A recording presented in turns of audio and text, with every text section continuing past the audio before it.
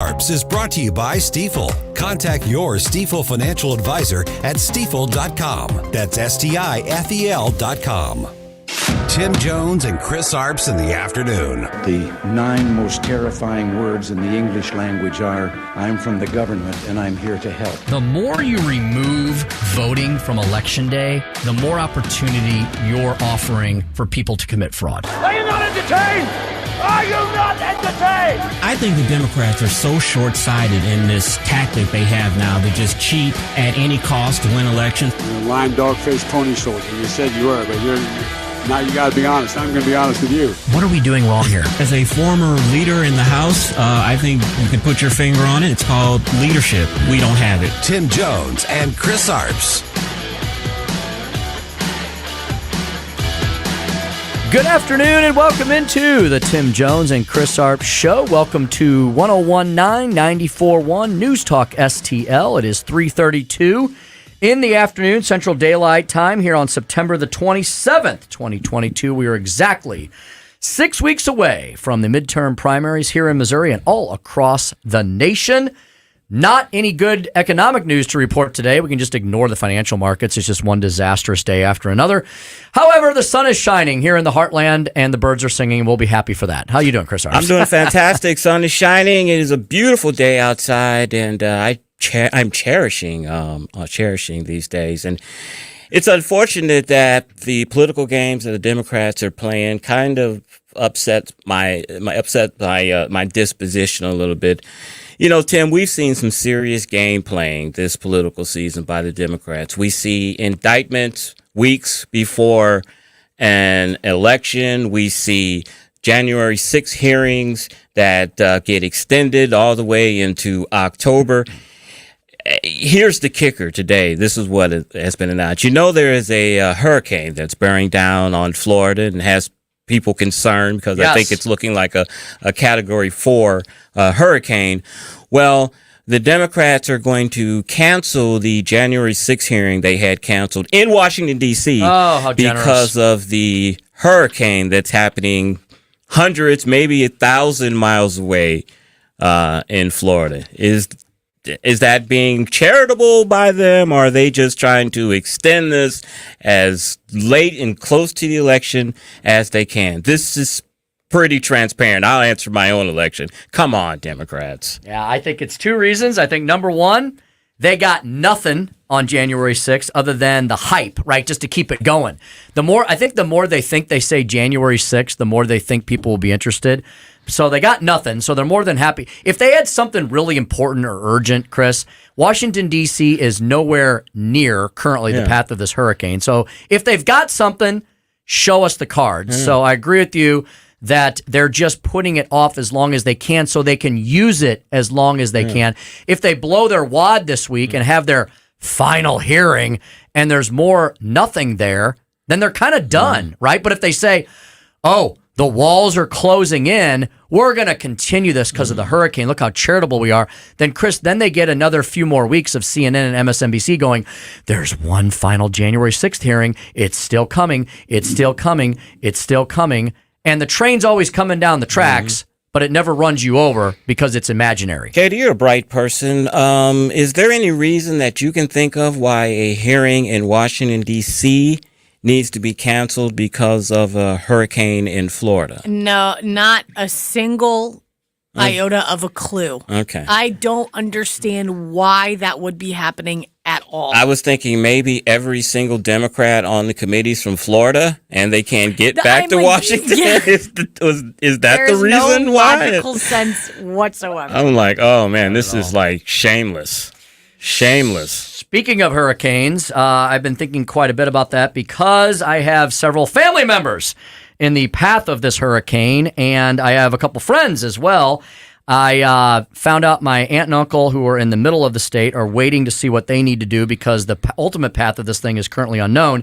My cousin and her family, who are in Fort Myers, they are in evacuation zone A, which is a mandatory evacuation zone. I hope that they get out and don't try to ride this one out because I hear the storm surge could be really high. My friend Daryl, who is in St. Pete, in the St. Pete Bay, he said, Tim, I'm riding this one out. So he's on the 24th floor of a high-rise condo overlooking St. Pete Bay. It is a brand new building, though, built to withstand Cat 5 hurricanes. So if you guys want, we can have Daryl on in the next day or two, and that thing's blowing right across St. Pete, because I had him on the radio a few years ago. It was pretty wild. We should have him on. So that's what's going on there. We'll keep everybody posted. I believe it's supposed to make landfall tomorrow. I think so. I think you're right. Okay.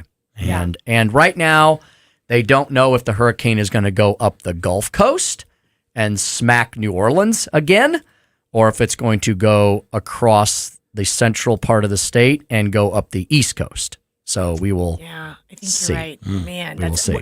what a terrifying thing to know that something like that is happening. Can you imagine? Yeah, it is. And as Tim said, a lot of the people that live there have been through these hurricanes. They know what to do. They know that it's best to evacuate, because if you do get stranded, there's not going to be any emergency personnel to come and get you. So board up your house, hope it lasts.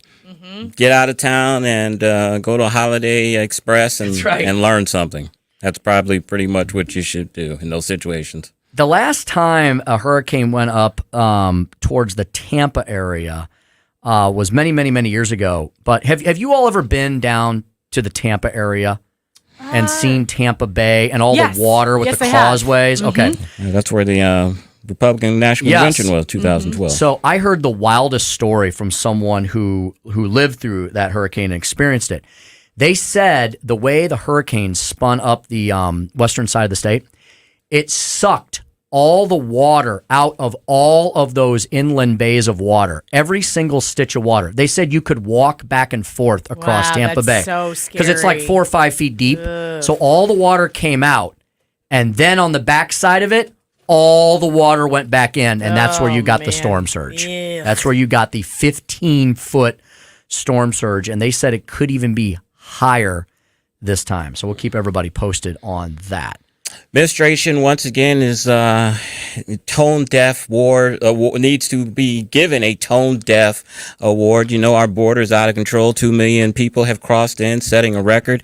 The vice president's taking a foreign trip. She is going to the DMZ, the demarcation zone between North Korea and South Korea, basically the border, for some diplomatic reason. And it's like, what about back here, Kamala? We've got record number of people. Why are you going to the DMZ halfway across the world? I mean, these people are just tone deafness to the max, especially this is one of the top 3 issues that are in the campaign: inflation, crime, and the border. And you're sending this woman, both of you still haven't been to the border yet, but you're sending her to Korea. I've never seen an administration work so hard every day to avoid the actual issues that are occurring in reality in this country every single day. I mean, the issues affecting Americans, as you said, inflation, the economy, crime, and the border, they're not only not pushing back on those issues and giving a counter argument, they're just flat out ignoring them to the point where Kamala Harris is leaving the country. It's really amazing. Well, it's the defense that they always give and what we say they do. It's who you're going to believe, us or your lying eyes. We see the people being killed or dying in the back of tractor trailers. We see the human trafficking, and you see the Homeland Security Secretary. You see the Vice President and President will tell you that the border is secure. You'll see the White House Press Secretary, Karine Jean-Pierre, say the last couple of Sundays ago, and we played the clip here, that the border is secure. Absolutely. We're going to talk about so many of these issues with all of our guests this afternoon. We've got Epen Thampi coming up at 4:07. Chris, we're going to talk about this controversy regarding Amendment 3 here in the Show Me State, on the ballot in 6 weeks, about the legalization of marijuana. It seemed a few weeks ago like that was a done deal, like it was pretty straightforward, but Epen, who is a very pro-legalization guy, says not so fast. Don't vote for Amendment 3. Yeah, there's a myriad of Democratic groups that are against this, African Americans and others who claim that the new licenses will go to the companies that already have licenses for medical marijuana, and it's not an open and fair process. So a lot of people are against it. They're hooking up with conservative groups like Concerned Women for America and libertarian groups like EPAN's group with great state strategies. David Stokes, we talked about him before we got on the air. He's joining us here at 4:25. Chris's Corner at 4:45. In the 5 o'clock hour, we'll have the Speaker Stump Speech, and we'll have Demian Brady, Vice President of Research at the National Taxpayers Union Foundation, on the expansion of the IRS. Yeah, all of that and more straight ahead. We'll continue to tee up the big show for you when we come back, and happy to take your phone.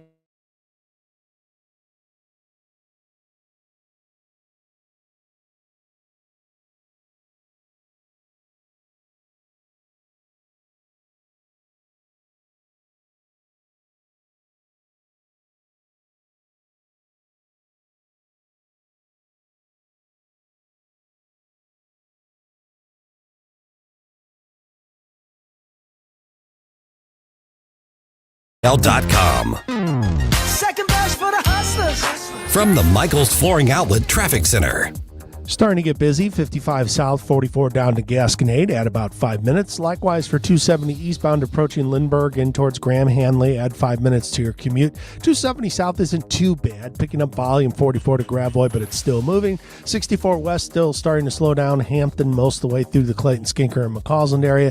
And 70 west is busy through the construction zone at Zumbell. Their support sponsored by Blindsters. Save big on new blinds with Blindster.com. Custom-made blind shades and shutters shipped right to you at prices less than the big box retailers. Shop Blindster now and save 45% off any order just by using the code RADIO.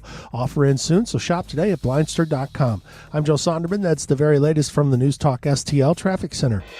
From the News Talk STL Weather Center.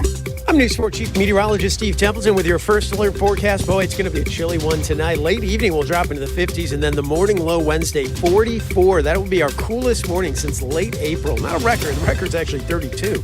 But we'll have sunshine and a chilly start, and then a really cool afternoon. 66 for the afternoon high. That's more like a late October day, but it is sunny and dry, not too windy. Thursday, sunshine, a low of 45 and a high of 70. That's the latest first alert forecast. I'm News 4 Chief Meteorologist Steve Templeton.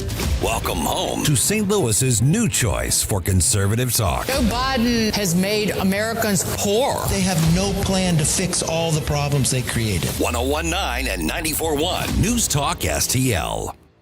Is the air and water in your home or business the best, the cleanest, the purest it can be? If you hesitate when I ask you that question, well, then there's only one place you need to call. That would be Jones Air and Water.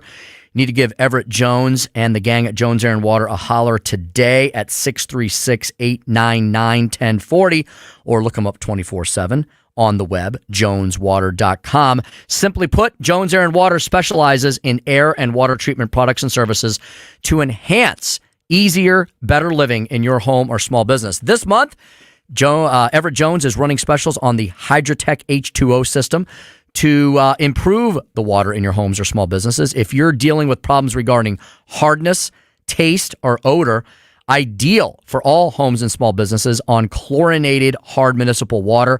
It's a one-of-a-kind combo system offering the same high-quality product that you usually would have to buy in the past with two different systems. You now buy it in the Hydratech one-size-fits-all H2O system with lower upfront cost and lower annual cost to give you better, cleaner, more pure water. Jones Air and Water. You can be a filter or buy a filter. What does that mean? Well, if you want to have your body take all the nastiness out of your air or water, well, then that's you being a filter. Or you can buy Jones Air and Water filters to improve the air and water in your home or small businesses. They also service all types of air and water treatment products, and they will come directly to you. They'll give you free testing and consultation in your home or small business. They've been doing it for over 25 years with a multitude of 5-star ratings from the Better Business Bureau and top-of-the-line awards and accolades from Angie's List, now called Angie, including a 2021 Top Service Award as well. Give Everett Jones a call today, as I said, at 636-899-1040, 24/7, available at joneswater.com, joneswater.com. Hi, I'm Dr. Alan Link. Your smile is your number one asset. I was in a car accident. My front tooth cracked. I'm definitely embarrassed to smile. I got mini dental implants. It changed my life. If you are missing one or more teeth or suffer from loose dentures, mini dental implants might be the solution for you. I have placed mini implants with amazing results. Mini dental implants are less invasive, less painful, and your recovery time is much shorter. Let me give you your self-confidence back and give you the ability to eat the foods that you love to eat, but that you simply can't at this point. Plus, best of all, the cost to you is much less than with older, more traditional dental implants. It made me feel like me. Like I can smile and feel like Ashley. Just want to say thank you. We are here to help you at the Dental Link. Call Dr. Alan Link today at 314-794-6464 to schedule your free consultation. Offices in Baldwin and Melville. That's the Dental Link at 314-794-6464. This hour of Jones and Arps is brought to you by Stifel. Contact your Stifel financial advisor at stifel.com. That's STIFEL.com.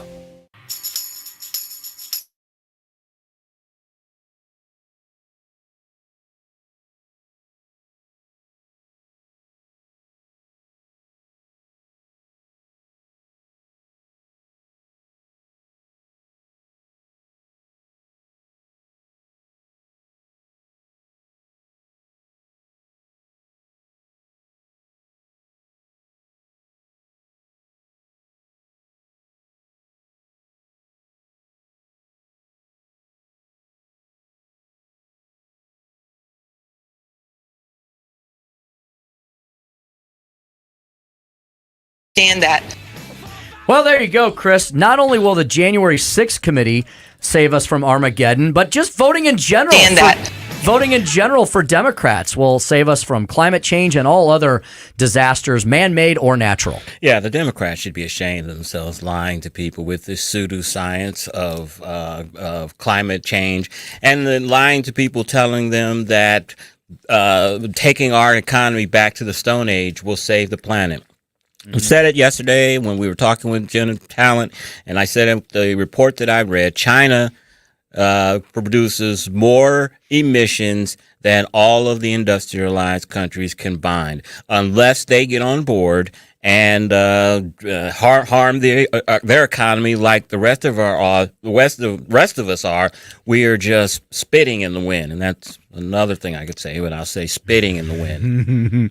It is very true indeed. And now we know, according to John Kerry himself, that the Inflation Enhancement Act, which is really all it ever did, was not designed to do anything regarding the economy unless you want to consider destroying our economy as its number one objective.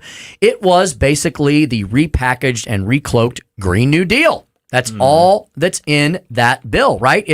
And Chris, it's not even like a serious attempt to do anything about the climate. It's a bunch of prepackaged goodies for all the leftist special interests like Al Gore who have investment funds or who make solar panels or involved in the wind turbine industry. It's just a bunch of giant tax credits and tax abatements and giveaways for a few very select fat cat Democrat donors. Yeah, I was listening to a good podcast the other day, or yesterday actually, was talking about how Al Gore and John Kerry are in effect teaming up to oust the current World Bank president, the United States, because we invest the most funds in the World Bank. We're the country that chooses who the World Bank president is, and they've been pillaring him publicly at a economic forum in New York, basically saying this publicly, that he needs to go because he won't use the World Bank to basically subsidize green energy projects around the world that the markets wouldn't say that these are necessary projects, but we're subsidizing these projects. And because he's saying that's not the World Bank's mission, is to be a green energy champion, you got Al Gore and the president's so-called climate czar are calling publicly for him to quit. To be replaced. I heard it from their own mouths, and it's incredible. These green energy fever dreams, they're only going to make current sources of food and fuel more expensive, right? And so, Chris, a lot of us here in the U.S., we can weather the storm. It's going to be painful. It's already been painful. The last 9-10 months have been very painful for all aspects of the middle class here in this country, which was exactly the design of the Biden administration.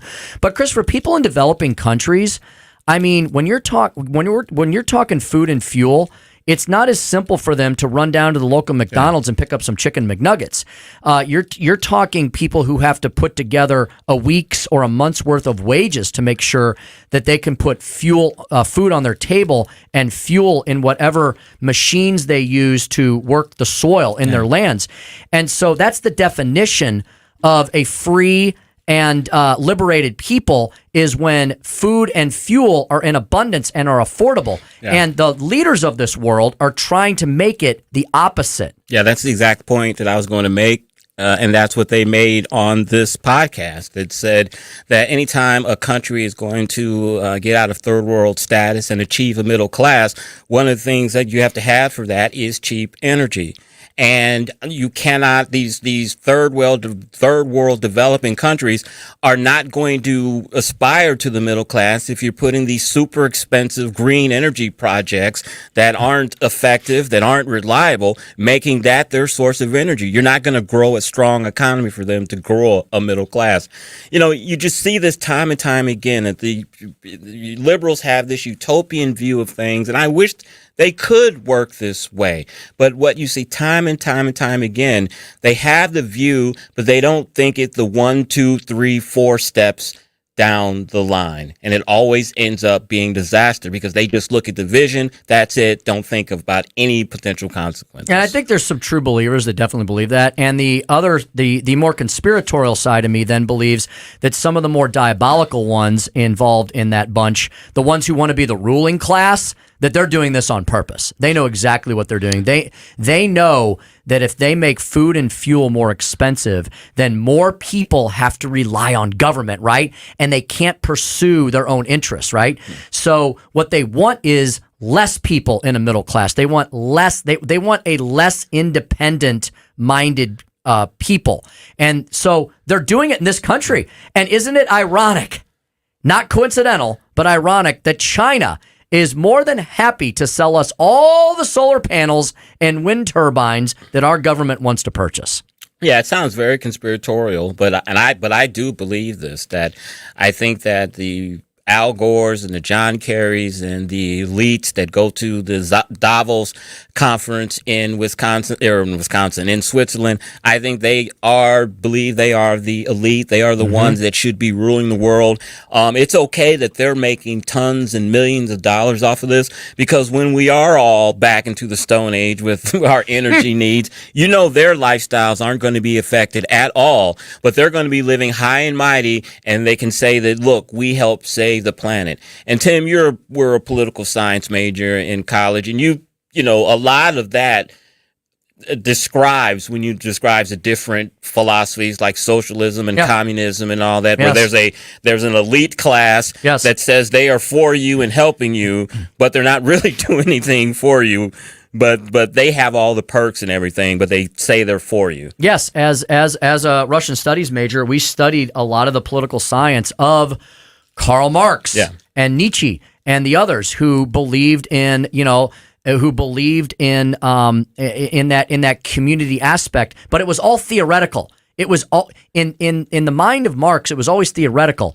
It never actually was applied and worked in the real world because it can't. Chris, so many people have tried. Yeah. And, just because people are evil doesn't mean they're stupid. There's been a lot of really smart, horribly evil people who have tried to force this on mankind, and it has failed every single time despite their best efforts. Yeah, there was a clear distinction during the Cold War between the United States and Russia. Yes. Russia, you had a society where it was a closed society. The leaders took children and said, you're going to be a scientist, you're going to be a doctor, you're going to work on the railroad, you're going to do this, we're going to plan the economy, and all of that, versus the United States, where if you had a talent or an idea and you could find some investors and work hard, you could go from zero to nowhere and become a millionaire.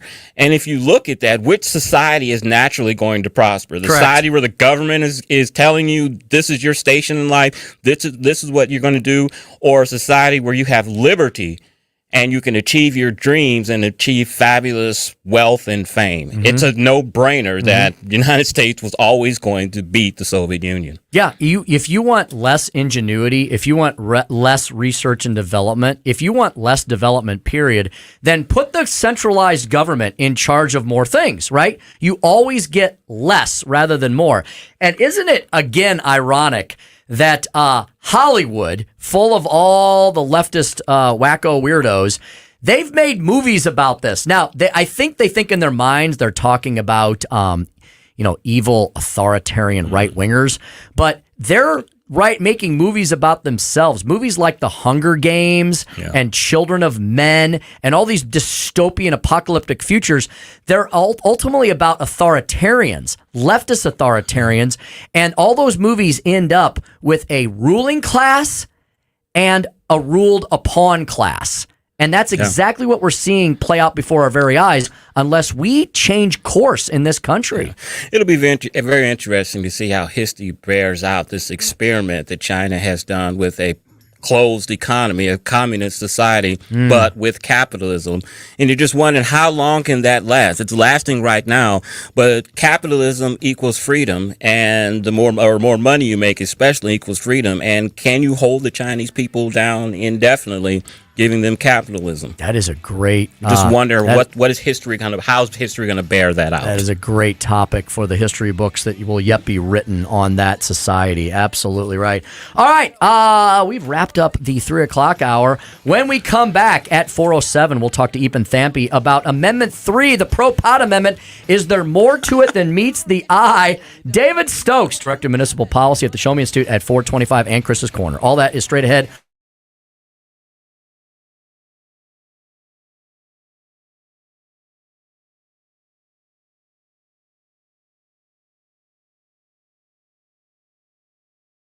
And the St. Louis Young Republicans for the annual Freedom Fest Barbecue. The second annual event will be on Sunday, October the 9th at the St. Louis County GOP headquarters at 11:30 a.m. Special guests, Attorney General Eric Schmidt, Secretary of State Jay Ashcroft, State Senator Bill Eigel, and more. Stand against tyranny, strengthen the conservative movement, enjoy tasty eats at the St. Louis Young Republicans Freedom Fest Barbecue. More information at newstalkstl.com.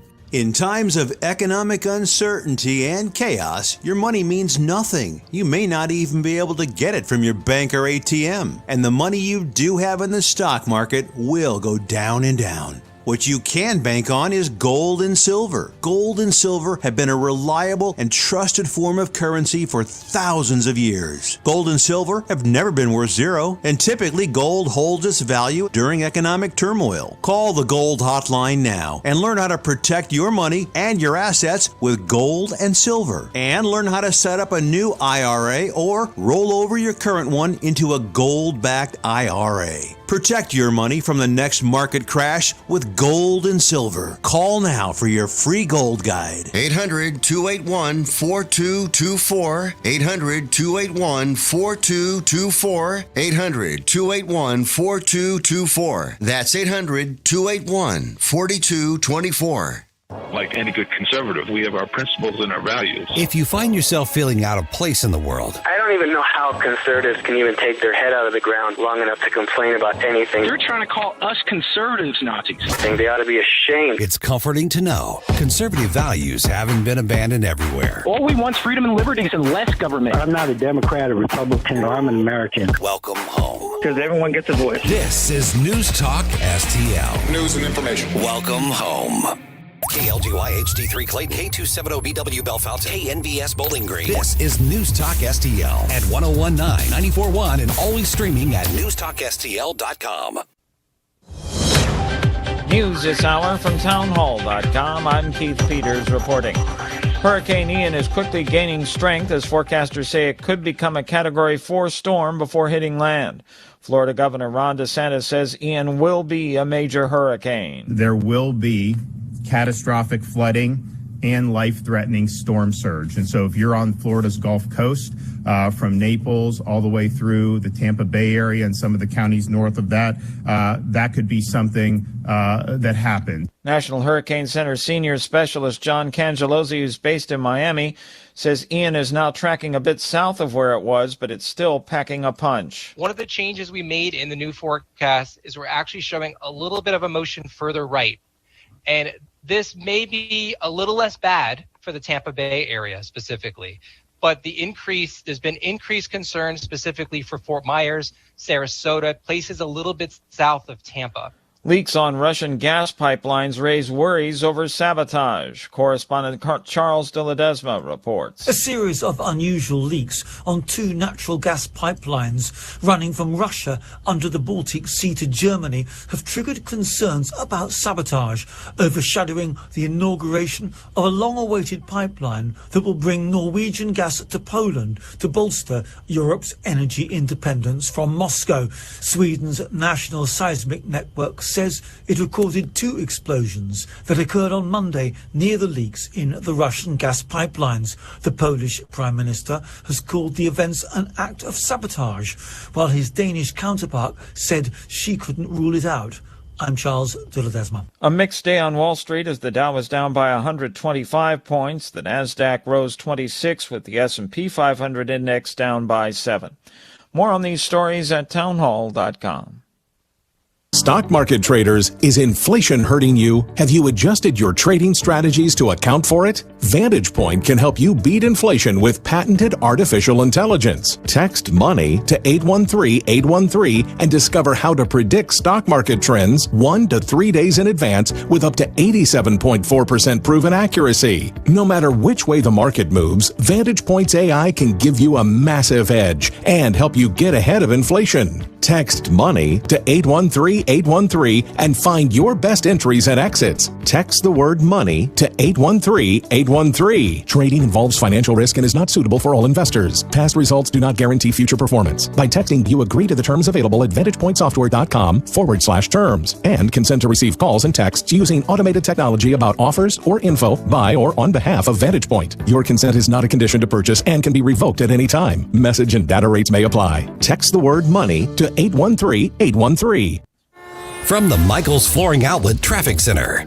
Starting to pick up some volume. 270 south. It's crowded Page to Manchester. There are some slow pockets the further south you get. Add about 4 minutes to your commute. Another couple minutes to get through Big Bend and Gravois on South 270. 64 west, slow Boyle to McCausland. And again, Lindbergh towards 270 is kind of crowded. Eastbound 70 slow from Tucker on the Musial Bridge. That's due to the construction work there in the right lane. And we've got the slow pockets 55 south from 44 down to about Gasconade. This report sponsored by Blindsters. Save big on new blinds at Blindsters.com with custom-made blinds, shades, and shutters shipped right to you at prices less than the big box retailers. Shop Blindster now and save 45% off any order just by using the code RADIO. Offer ends soon, so shop today at Blindster.com. I'm Joe Sonderman from the News Talk STL Traffic Center. From the News Talk STL Weather Center. I'm News 4 Chief Meteorologist Steve Templeton with your first alert forecast. Boy, it's going to be a chilly one tonight. Late evening will drop into the 50s, and then the morning low Wednesday, 44. That will be our coolest morning since late April. Not a record. The record's actually 32. But we'll have sunshine and a chilly start, and then a really cool afternoon. 66 for the afternoon high. That's more like a late October day, but it is sunny and dry, not too windy. Thursday, sunshine, a low of 45 and a high of 70. That's the latest first alert forecast. I'm News 4 Chief Meteorologist Steve Templeton. This hour of News Talk STL is brought to you by Stifel, serving investors for over 130 years. Contact your Stifel financial advisor at stifel.com. That's STIFEL.com. Are you downright disgusted with the corruption of our Democratic leadership at St. Louis City Hall that's been reported in the news? Hi, this is Mary Teresa McLean, chair of the Republican Party City of St. Louis. If you want to put our city that we all love back on track, you must get involved. If you're ready to be part of the solution, we invite you. Come and meet us. Learn more at stlouisrepublicans.com. Paid for by St. Louis City Republican PAC. Curtis Farber, Treasurer. Have you been floored? Not until you've gone to Michael's Flooring Outlet. They've been a locally owned and operated family business for more than 28 years. You want variety? Michaels has carpet, hardwood, laminate, ceramic tile, luxury vinyl, natural stone, and many other options. Save money and get quality at Michaels. Plus, your installation will be done right the first time when you hire the experts at Michaels. You can shop in store at one of their 3 convenient locations or shop from home. Check out everything that Michaels has to offer at igotfloored.com. So many ways to listen to News Talk STL.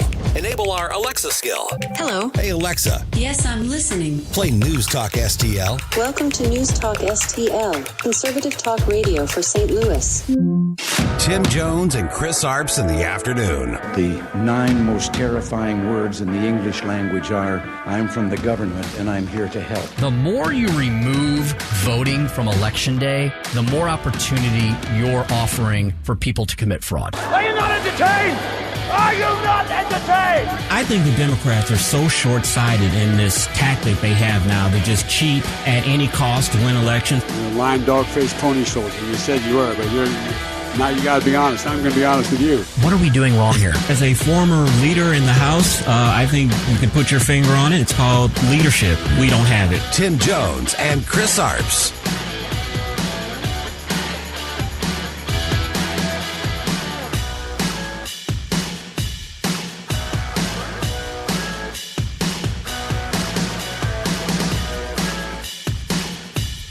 So do you think it's enough for Democrats to run on in the midterms, or do you okay? No, I don't. Look, what we don't talk about in Congress and we don't talk about in the media is what's going on with working families in this country. And the truth is that the middle class of this country is falling further and further behind. Wages are not keeping up with inflation. Holy Toledo. Bernie Sanders agrees with us. And Epen Thampi says don't vote on Amendment 3. I think the world's spinning off its axis. I really do. As my wife tells me all the time, a broken clock is right twice a day, and I think we just heard that. I think we just did. Does it make either one of you so mad that Seth Meyers, a late night freaking dude, is interviewing Bernie Sanders? Like, what is this? Why are we having late night host Seth Meyers interviewing Bernie Sanders? I'll put it this way, and Tim, you can answer too. Do you want to watch Bernie Sanders on any TV give an interview? I don't. But I think that's the best place for him because I don't want to see him. Mm-hmm. Politics has become entertainment for so many Americans, and it's become kind of a goofy sideshow, you know. Yeah. And so, what does Bernie Sanders do? He goes on a late night comedy show because that's about the value of his talking, I guess. I think the premise of introducing politics into the late night TV shows was smart because a lot of people don't follow politics, but they do watch these late night shows. And if you have a captive millions of people audience for a couple of hours and you get a chance to kind of talk about politics, I think that's a good thing, but it's morphed into a partisan thing. But I think initially it was a good idea to say, hey, we've got a captive audience for a couple hours. These people don't follow politics. Let's make it kind of entertaining and politics as well. Yeah, it's been used and abused. Yeah, they abused it. Absolutely. Let's bring in the aforementioned Epen Thampi. He's with Great State Strategies. He's the founder and president of that organization. We're going to talk a little Amendment 3 with Epen and maybe some other things as well. Epen, good afternoon. Welcome to News Talk STL.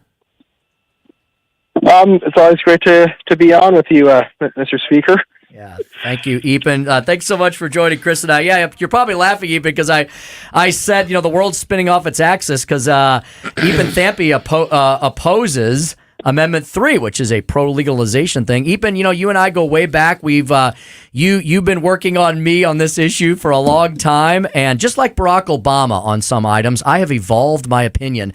No, Epen, look, I agree with you, Epen, that the best course of action should have been in today's world for the Missouri legislature to have tackled and solved this problem, because then they could keep an eye on things, right? They could keep some restrictions on, well, not restrictions, but they could monitor the situation. They could regulate it a little better.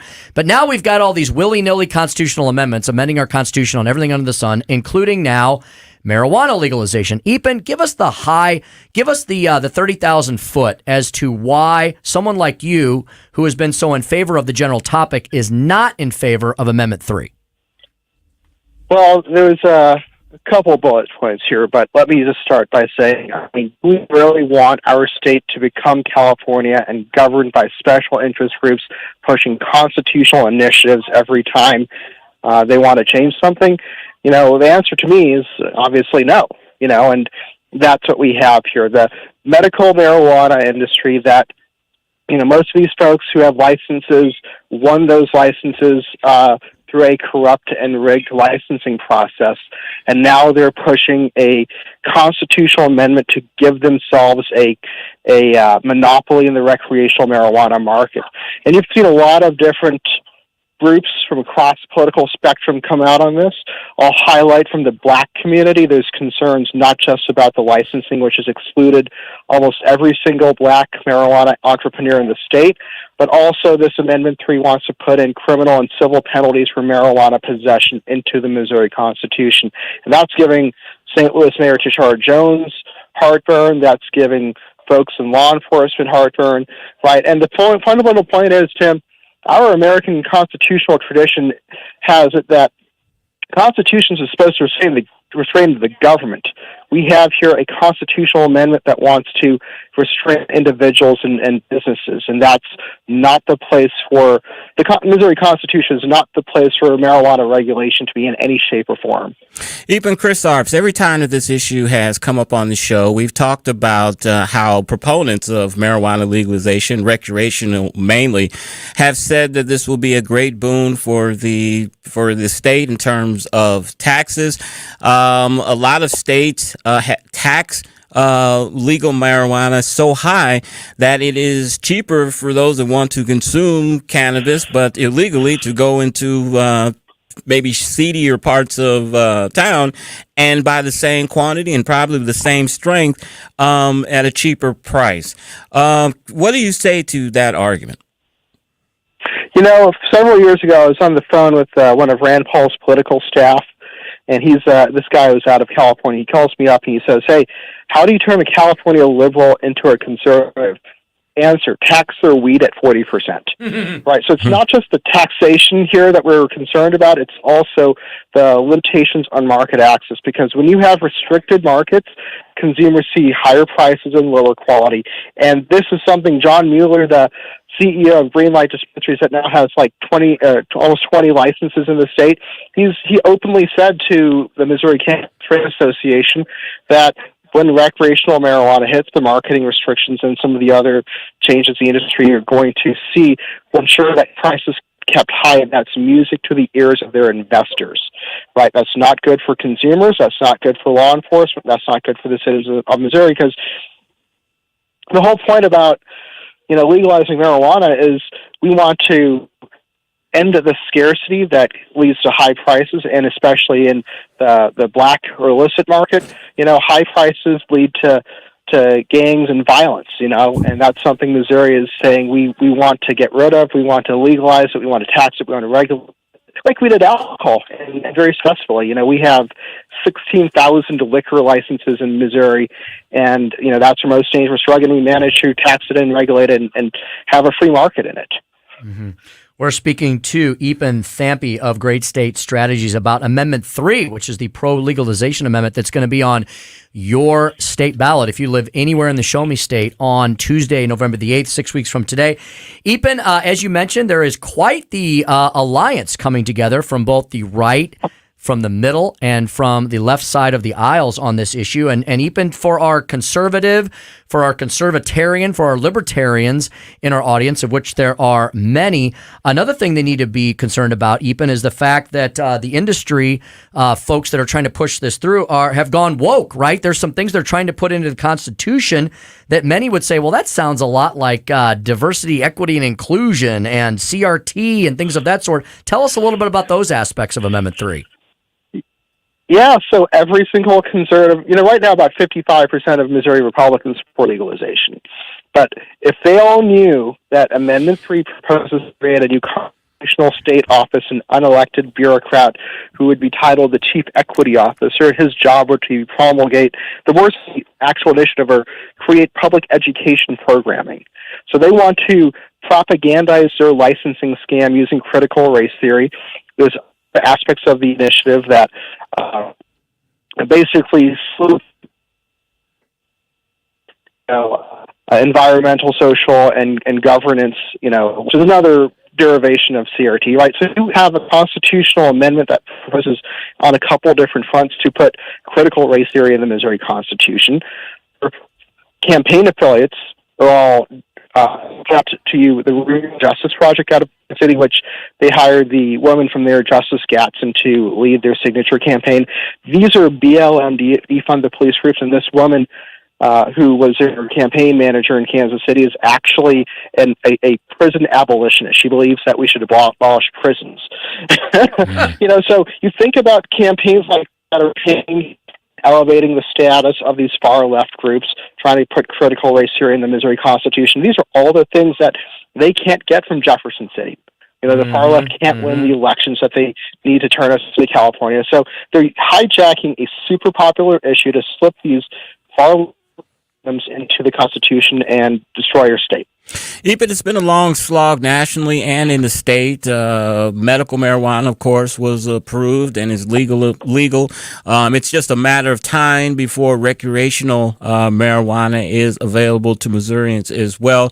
What's next? There seems LSD, microdosing seems to be popular. People say that it expands their mind, helps them work better. The CEO of a $2 billion startup was fired after he admitted that he microdosed to help with his career. Is that something that you see could be the next step toward legalization? So I would say, first off, I worked with Representative Ron Hicks this year. He's a Republican from St. Charles. I know that there is a strong and growing body of elected Republicans who want to get recreational marijuana done, but they want to do it in a conservative way through the legislature. I'm going to work on that hopefully next year if we can defeat this Amendment 3.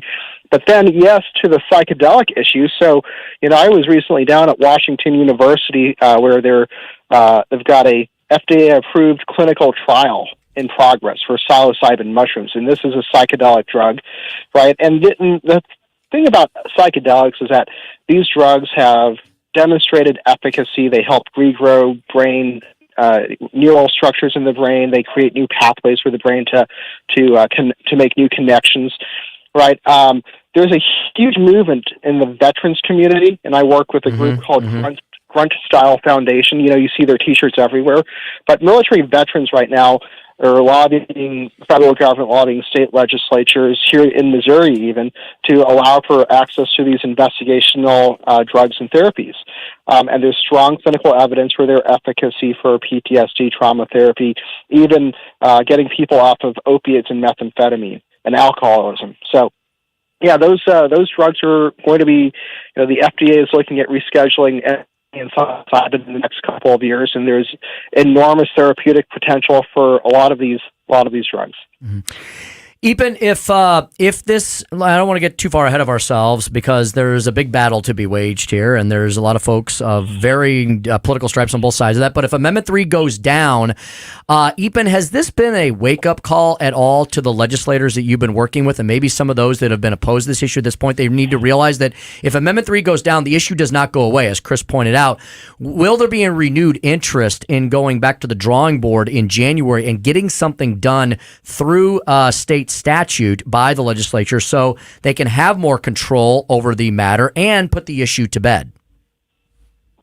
Yeah, absolutely. So, there's roughly 40 Missouri Republicans who won their primary to be a state representative as an incoming freshman.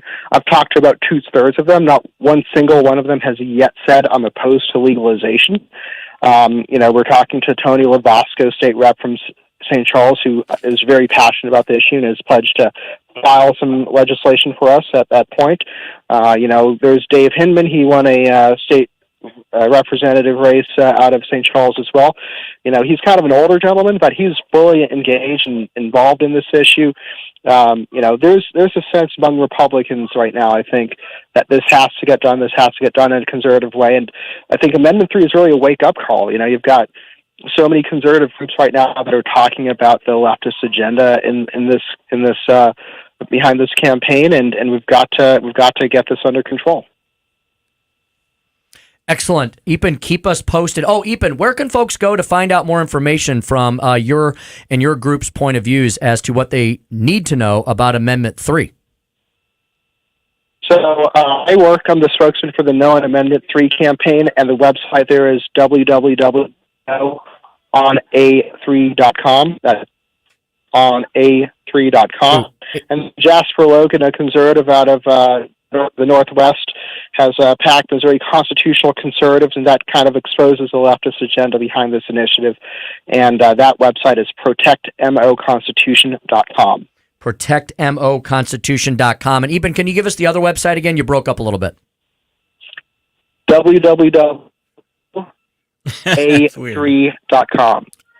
Yeah, you broke up again. Every time you say that website, you break up. Is it vote no on 3? NoOnA3.com. NoOnA3.com. Very good. I think somebody was monitoring us, Chris. So, Russians. Eben, thanks so much for the time today. We appreciate your insight and analysis. Thanks, Eben. Keep making America great. All right, we sure will. Eben Thampy there with great state How bizarre was strategies. that? Every single time he said that website. It was like somebody was pushing the button. I'm like, who's doing it? Who's pushing the button? Who's putting the juju on us? Yeah. All right. We'll take a break, and then we'll come back with frequent friend of the show, weekly friend of the show, David Stokes, Director of Municipal Policy at the Show Me Institute.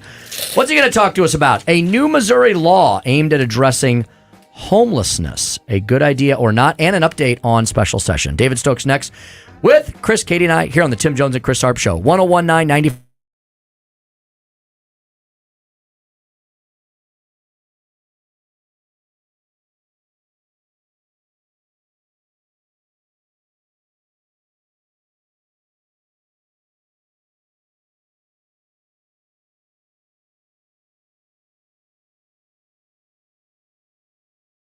The News Talk STL Weather Center.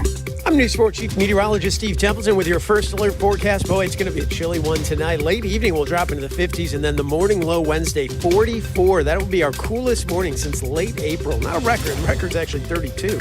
But we'll have sunshine and a chilly start, and then a really cool afternoon. 66 for the afternoon high. That's more like a late October day, but it is sunny and dry, not too windy. Thursday, sunshine, a low of 45 and a high of 70. That's the latest first alert forecast. I'm News Sport Chief Meteorologist Steve Templeton.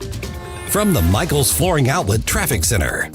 55 southbound is slow approaching the 44 split, and then that continues pretty heavy down through Bates due to the road work. We've got a crash on the shoulder at Lindbergh on South 55. Westbound 44, it's pretty heavy and slow west of Elm to Big Bend. South 270 pockets either side of Olive, and then from 64 down towards 44, it's pretty congested. 64 westbound, you're slowed down leaving Forest Park area to Richmond Heights, and then again it's crowded approaching McKnight. I'm Joe Sonderman. This report is sponsored by Blindster. Do you need new blinds or shades? Blindster.com offers custom-made blinds, shades, and shutters shipped right to you at prices less than the big box retailers. Blindster blinds, easy to install. They're guaranteed to fit, too. Don't overpay for new blinds. Shop today and save big. Blindster.com. I'm Joe Sonderman from the News Talk STL Traffic Center. Columbo here for Agers Heating and Air Conditioning. We trust Agers with our home because their number one priority is doing right by the customer. Temperatures are changing outside, and as we transition from warmer temps to cooler ones, if you have any issues keeping your family comfortable, don't wait. Call the great team at Agers so they can address the issue before it gets worse.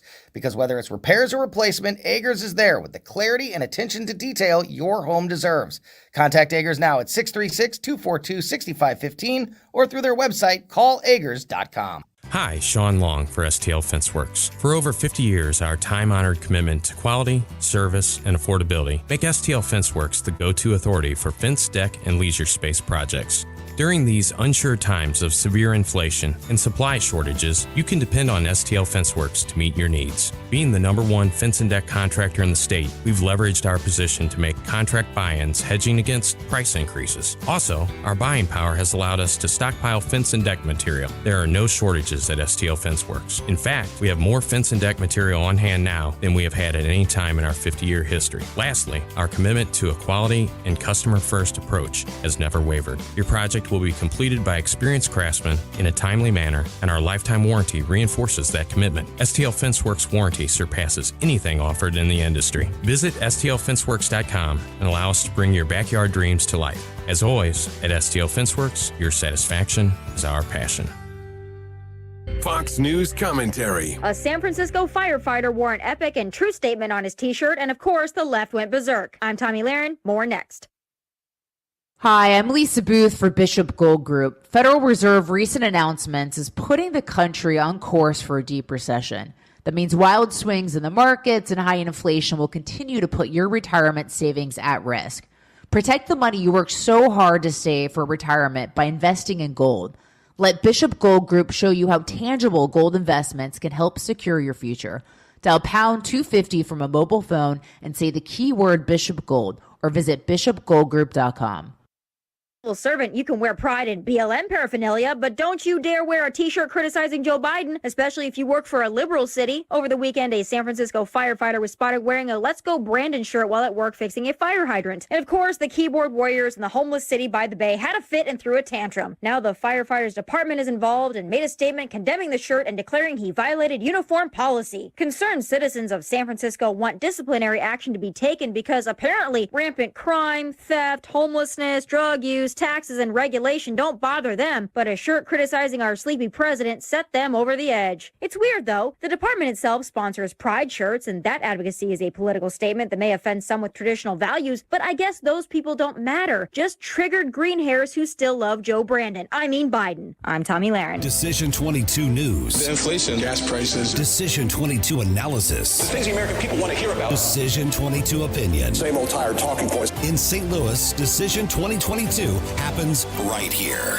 News Talk STL. This hour of Jones and Arps is brought to you by Stifel. Contact your Stifel financial advisor at stifel.com. That's STIFEL.com.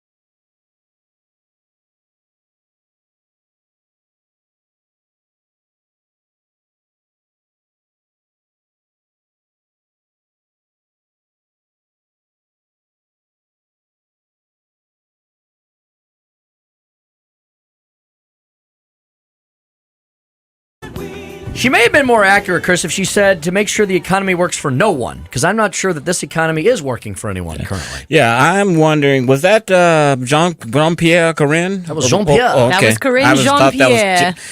I don't know what's happening. I thought that was Jen Psaki there. Did you? For a minute, yeah. But she is back. Psaki is back. Yeah, and I think when Jen Psaki, after her maiden appearance on MSNBC, I think they took her back into the green room or took her back in the office and said, look, you have a unique perspective because you worked in the White House. You were the press secretary, but we don't want you to quite being that honest about the Democrats. We love your perspective, but no, way too honest. Wasn't that interesting this week, hearing the side by side of the former paid propagandist versus the current paid propagandist, and they said two completely different things about Democrats' chances in November with Joe Biden basically in the back of everybody's mind. Yeah, well, you expect, Jean Corinne, she has to toe the administration line and lie to herself and the rest of us that everything is going peachy keen.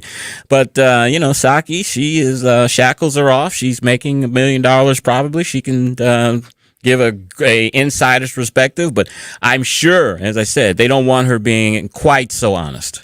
Yeah, she kind of surprised me. She's not the leftist I completely thought she was. She's more of maybe a throwback Democrat. So it was very interesting. She said if the election, if Democrats go to the polls, or she said if all voters go to the polls and it's a referendum and they view it as a referendum on Joe Biden, then Democrats are not going to do well. It was interesting. And unfortunately, that's the way things are trending as a referendum on Joe Biden. As we talked about yesterday, his polls went up a little bit over the summer, but they have tanked back down, Tim, as you said, on the Real Clear Politics average. I think he is below 40 once again. And just to show you, Chris, how confused the pollsters and possibly the electorate is as well, and maybe throw us into the bunch, I found 2 articles from 2 center-right publications that said opposite things about where they think the polls currently are. So I'll share that with you later, because it almost came into my email box at the exact same time this morning. I was like, wait a minute. Nobody knows exactly what's going to happen, except maybe Robert Cahaley from Trafalgar. He may be the only guy that actually knows. Or Mr. Spike. He's up next. Our next guest, he may know. Oh, well, he's very popular. They think he's a righteous dude. David Stokes over at the Show Me Institute. In high school, you talk about spike. I had a very short spike. It was I knew there's some spike somewhere in there doing some spike stuff. It wasn't very punky. It was more Leave It to Beaver-ish, maybe.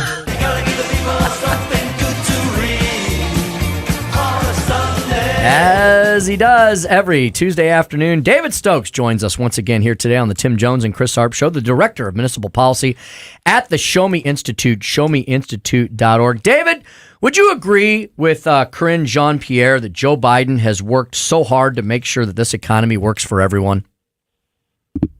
If they say he's worked hard, I'll believe he's worked hard. And now, has he worked successfully is the bigger question here. There's a lot of people out there who work hard and don't accomplish anything whatsoever. Dave, there has been one issue, a major issue in the state of Missouri that you and I have looked at from different points of view. It's regarding our roads. I think that, I hope I can speak for you, you are in favor of toll roads in order to help maintain the roads. I am not. The reason I say that, I was really surprised this weekend. I had to drive to Jefferson City with my wife, and usually 70 is absolutely terrible. But the roads were in surprisingly good shape, and I noticed that in St. Charles County, a 3rd lane seems to have been added in 70. Is the gas tax working, paying for those roads, and we should never talk about toll roads again? Well, both those things are true. The gas tax is a good tax as far as taxes go. It's substantially a user fee, making sure the people who drive the cars and trucks and use the roads are paying for them, especially highways, which are almost entirely funded by gas taxes. So yes, the gas tax is working, be that the recent increase or just the standard use of it that's been budgeted for years. Gas taxes do a good job. I also think that there's a lot of room for tolling to do an even better job of that, so that the people who use specific roads pay for those specific roads. Nobody ever thinks, I would love it, don't get me wrong. Nobody ever is going to say that in Missouri, lots or most or all of our highways and bridges are going to be tolled. It's as an advocate for tolling, as I've done in my entire time at Show Me Institute. It's usually this new project that, like say they wanted to do another bridge from St. Louis County to St. Charles County. Demand may be there for a new bridge in the future, and I think that should be tolled. I don't think that just general taxes need to pay for all of these projects. The tolled bridge in the Lake of the Ozarks has been a great success, and I think there's other areas of the state where it could be used as well. So yes, the gas tax is working. Yes, the gas tax can do a nice job, but tolling is also a nice way to fund these projects as well. Tim, I think you disagree on that. Well, I've been waiting for you to jump in there. I will disagree with him on the gas tax. I'll agree with him on tolling, and therefore our entire audience will now hate both of us. So I just think Republicans and raising taxes is like putting mayonnaise on your cereal. I just think that, yeah, exactly, Chris Arps. That's the reaction I wanted. I just don't think those two things go together. But David, I want to talk about something that Republicans should be doing, and that's cutting our income taxes here in the state of Missouri. They actually called a special session like 3 weeks ago to do this. They still don't have a bill done. You would think this would be 1-2-3 lickety-split for a super Republican majority, but they seem to be struggling to cut taxes. The Republican supermajority does. David, the Senate has passed a bill. I heard it may hit some struggles in the House. What do you all at the Show Me Institute think about the proposal that the Senate has thus passed thus far to the House for it to consider? Well, very much in favor of the tax cut aspect of it. And, there's also a tax credit aspect where they're expanding and instituting some new agricultural tax credits. We think that's a bad policy. But those, in the big scheme of things, are fairly small credits, and I think the overall tax cut for everybody, it's not just a special deal for some, it's a tax cut for everyone, and that's important. We think that is definitely the bigger of the two factors here. So the Show Me Institute was at Jefferson City last week. Our testimony is online at showmeinstitute.org. Our chief economist, Aaron Hedlund, who you regularly speak to on Fridays on the show, spoke in favor of it last week. One of our policy directors, Patrick Ishmael, is going to be at the House of Representatives tomorrow, speaking in favor of the tax cuts and why, and explaining why lower tax rates can benefit the state of Missouri for everyone. So we're very much in favor of this. Look, in a perfect world, would it have these agricultural tax credits tied to it? I would hope not. If the House takes them out, I think that would be great. But on the whole, it's a good bill, and it's good to see Jefferson City getting this done. It may be taking a little longer than people might have predicted when it was first called, but in the long run, getting it done right is an important thing. Dave, there is a June 30th, 2022 St. Louis Post-Disgrace article with the headline, Missouri Governor Signs Law Aimed at Cracking Down on Homeless Camps. If I was a good progressive liberal, I would say, why does the governor hate the homeless? And that's what some people apparently are saying. I was in Atlanta last week for a conference on all the state-based think tanks like the Show Me Institute. I went to a really informative policy discussion led by the Cicero Foundation out of Texas, which does a lot of work on this issue. And and then to come back and see Tony Messenger with the Post-Defense, who I've got a very good relationship with Tony and do respect him and enjoy his column. Yeah, you're brag about that? You're the only one. You brag about that? Well, that's strike two today in my book, Chris. but definitely disagree with the gist of this column, which is supporting the homeless advocates who are suing the state to stop the bill. This is a very good bill. Most cities and counties in the state, including St. Louis, have laws saying you cannot sleep on the street. You cannot just build a camp on public property or anywhere here and just do this. But they're starting to ignore those laws for reasons, as you said, to sort of repeat the mistakes of San Francisco and other cities where homelessness is now endemic. You're not doing the homeless any favors by letting them sleep on the streets overnight while you try to follow this federal housing first policy of building more and more apartments or the like for the homeless while never addressing their addiction issues, their mental illness issues, and all of those problems. You're not helping them at all. So I think this bill, which mandates that cities follow their own laws and don't allow just sort of homeless encampments on the streets and pulls funding for homeless programs for cities that ignore it, I think it's a very good bill. We need to rethink how we address homelessness from a government perspective, particularly the chronic homeless problem. This is not dealing with people who are seeking shelter and trying to get help from the many wonderful charitable shelters and some well-run government-funded shelters as well. Those people are trying to get help and trying to turn their lives around. But this is talking about the drug addicts, the mentally ill, the hardcore homeless, who many of them will choose to sleep on the street if it's allowed, choose to engage in their addictions and the like. And it can ruin the quality of life for everybody, not just the homeless. It's not helping them in the long run. The death rates for homeless on the streets are astronomical. It also can just destroy a city. I was in Atlanta last week. We got together with friends on a few occasions, and they talk about how they just do not go downtown because of the crime, the homeless, and other things. The city of St. Louis certainly has that same issue.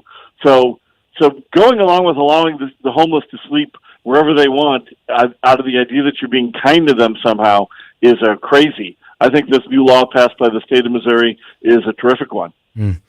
So let's see. David Stokes likes gas taxes and Tony Messenger. We may have to reassess this weekly appearance, Katie. Exactly. We might have to. David, no, in all seriousness. I like tolling more than gas taxes, but yes, I do. But I do like Tony. All views are welcome here, even the bad ones. David, I have to ask you about a plethora of articles that hit our inboxes this week, and I'm sure you've gotten some as well. The amount of wages that are now being estimated by various think tanks across the country that have been lost under the Biden administration now that it's nearly 2 years old. Some are saying it's somewhere between $4,000 and $7,000 that families have lost in income. That comes from a double whammy of inflation plus rising interest rates. I mean, David, back that up even further. The reason we have the inflation and the rising interest rates is because the massive amount of government spending.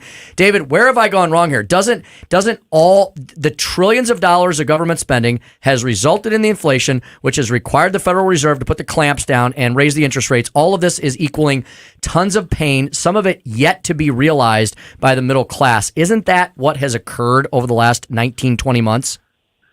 And it's getting worse as tax bills are about to hit for people this year and next, when this inflation that we're experiencing in used car prices, in home values, I mean, people are going to see their assessed valuations this year. The Post-Dispatch has an article on this today, and we've talked about this previously a couple times. People are going to get their tax bills here in a month or so, and they're going to be stunned that their the taxes they pay on their used cars, which usually goes down from year to year, is going to go up this year. Oh. And that is an inflationary aspect. And we've been saying for so long that governments throughout our area have to do what St. Charles County government is doing and voluntarily rolling that rate back to at least in part offset this.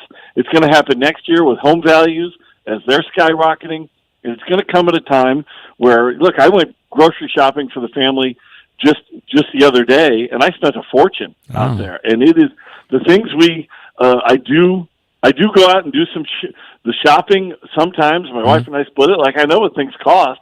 I know what they cost a year ago, and I know what we're paying now is way higher. I don't blame the grocery stores here. I blame the government for their constant spending. We analyze local government, state government books all the time, and we look at school districts or cities or counties, many of whom have received just voluminous amounts of money, have spent very little of it. Remember, it was supposed to be an economic emergency, a stimulus designed to save our economy. Mm-hmm. Well, it's been a year and a half since that economic emergency passed, and governments have not spent most of this money.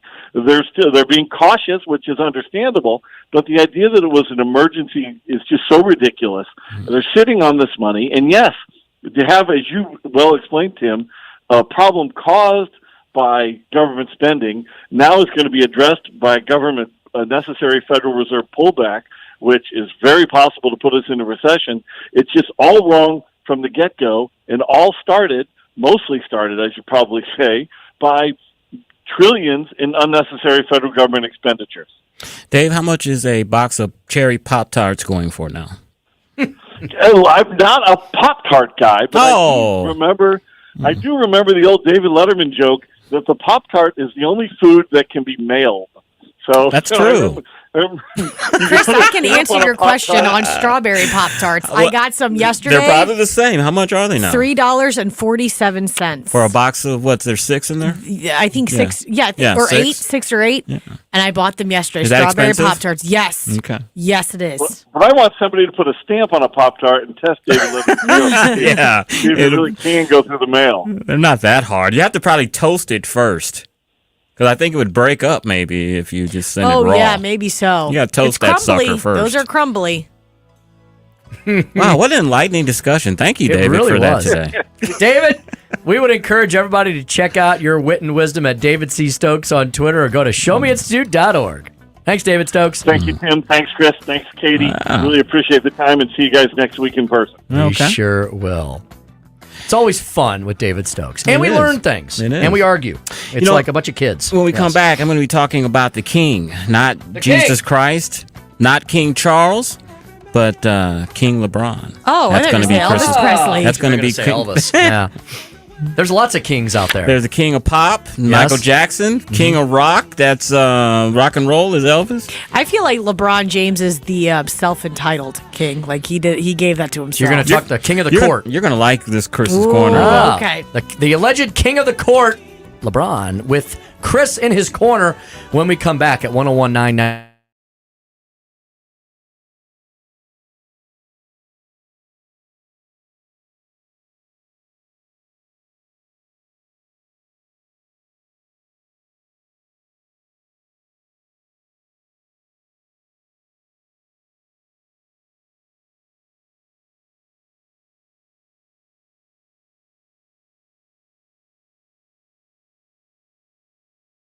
Michael's Flooring Outlet Traffic Center.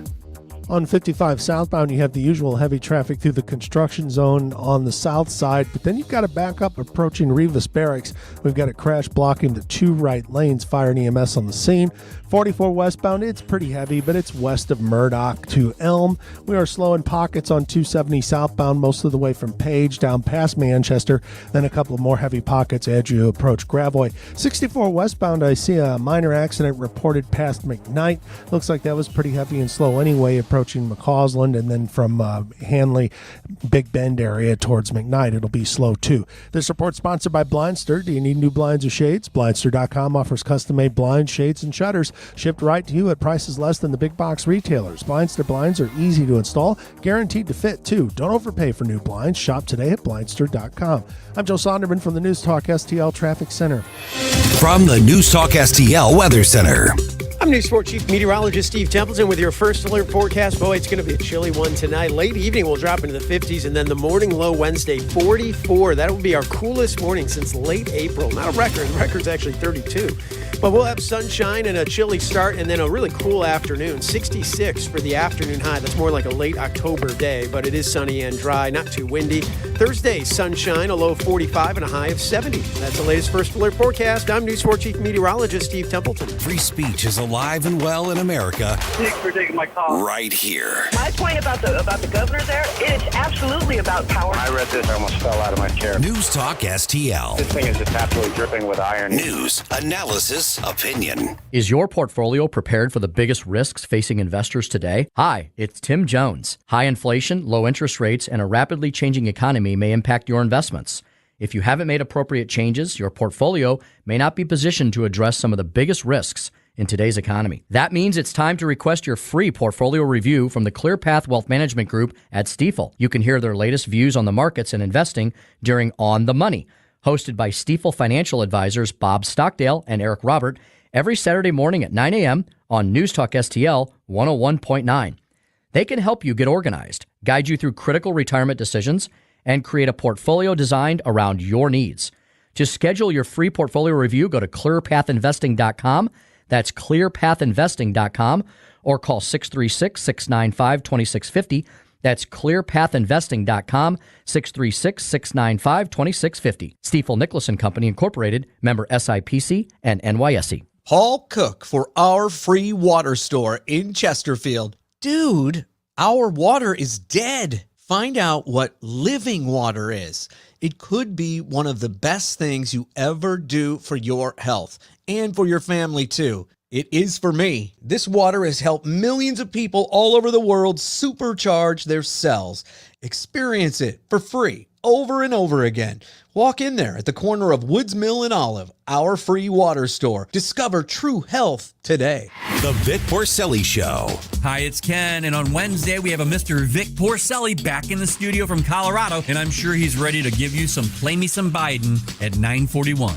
Weekday mornings at 9 on News Talk STL. This hour of Jones and Arps is brought to you by Stifel. Contact your Stifel financial advisor at stifel.com. That's STIFEL.com.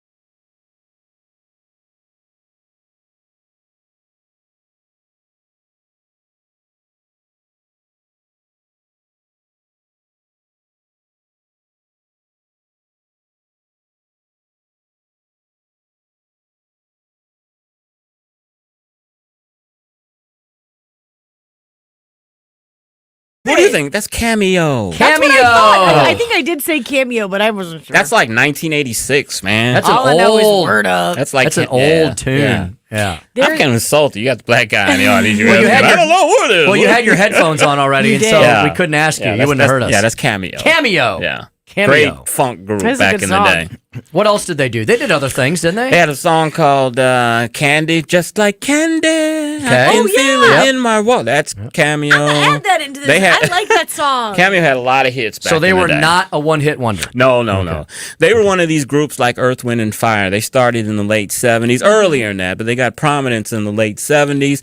They had 75 people in the band like Earth, Wind, and Fire had at one time, and then they cut everybody down to the modern Cameo that was played on MTV to just 3 members. Oh, wow. But Cameo used to be like, Full-on orchestra. yeah, 13, 14 people. It was a band. You know, I appreciate people that have big acts like that because it's like, come on in here. You play cowbell? Come on in. You get to be in the fame and fortune. Yeah, but after a while, you don't want to be distributing them checks. Cutting That's them checks. true. You don't want to be cutting them checks between 13 people. Let's see. Split 13 ways. Exactly. How am I going to pay my Take mortgage? the cowbell guy now. Yeah. He's like, you can be like, hey, dude, we got a machine for you. Yeah. What you Yeah. do? We can do that. We got a synthesizer We got a for you. synthesizer. The xylophone guy, he's out. Yeah, you're out, dude. That's all old school. Crisp, you teased up a very interesting tidbit before we went to the break. Yeah, I was talking about LeBron James, and there's a particular commercial that he does that's been out, and I've seen it several times, of course, but just the other day, it really got me to thinking, and I want to share what I was learned with you. Chris.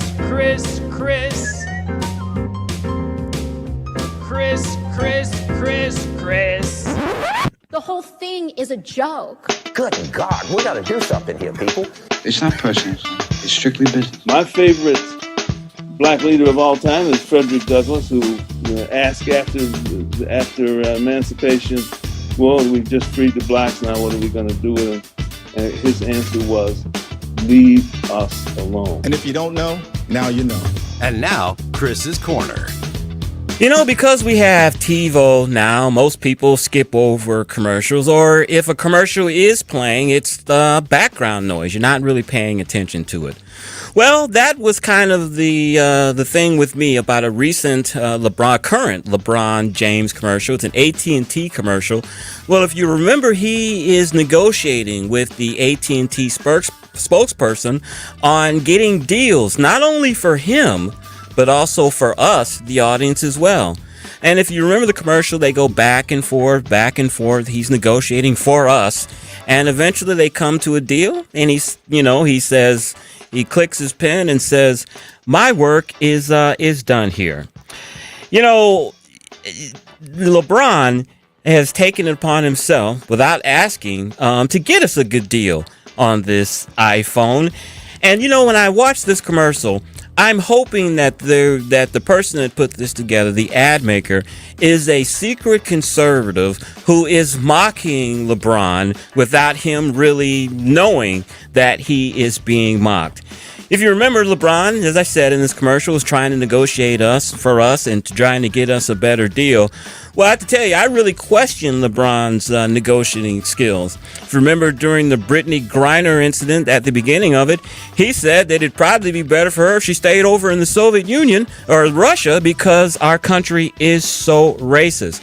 You know, I also have to question his negotiating skills when it comes to his deal with Nike. He got a great deal with Nike. They make his shoes. But he didn't seem to be negotiating for the people that's working in the sweatshops that are making $1 a day, making these billion-dollar shoes for him and for the Nike company. Where was he negotiating with them to do that?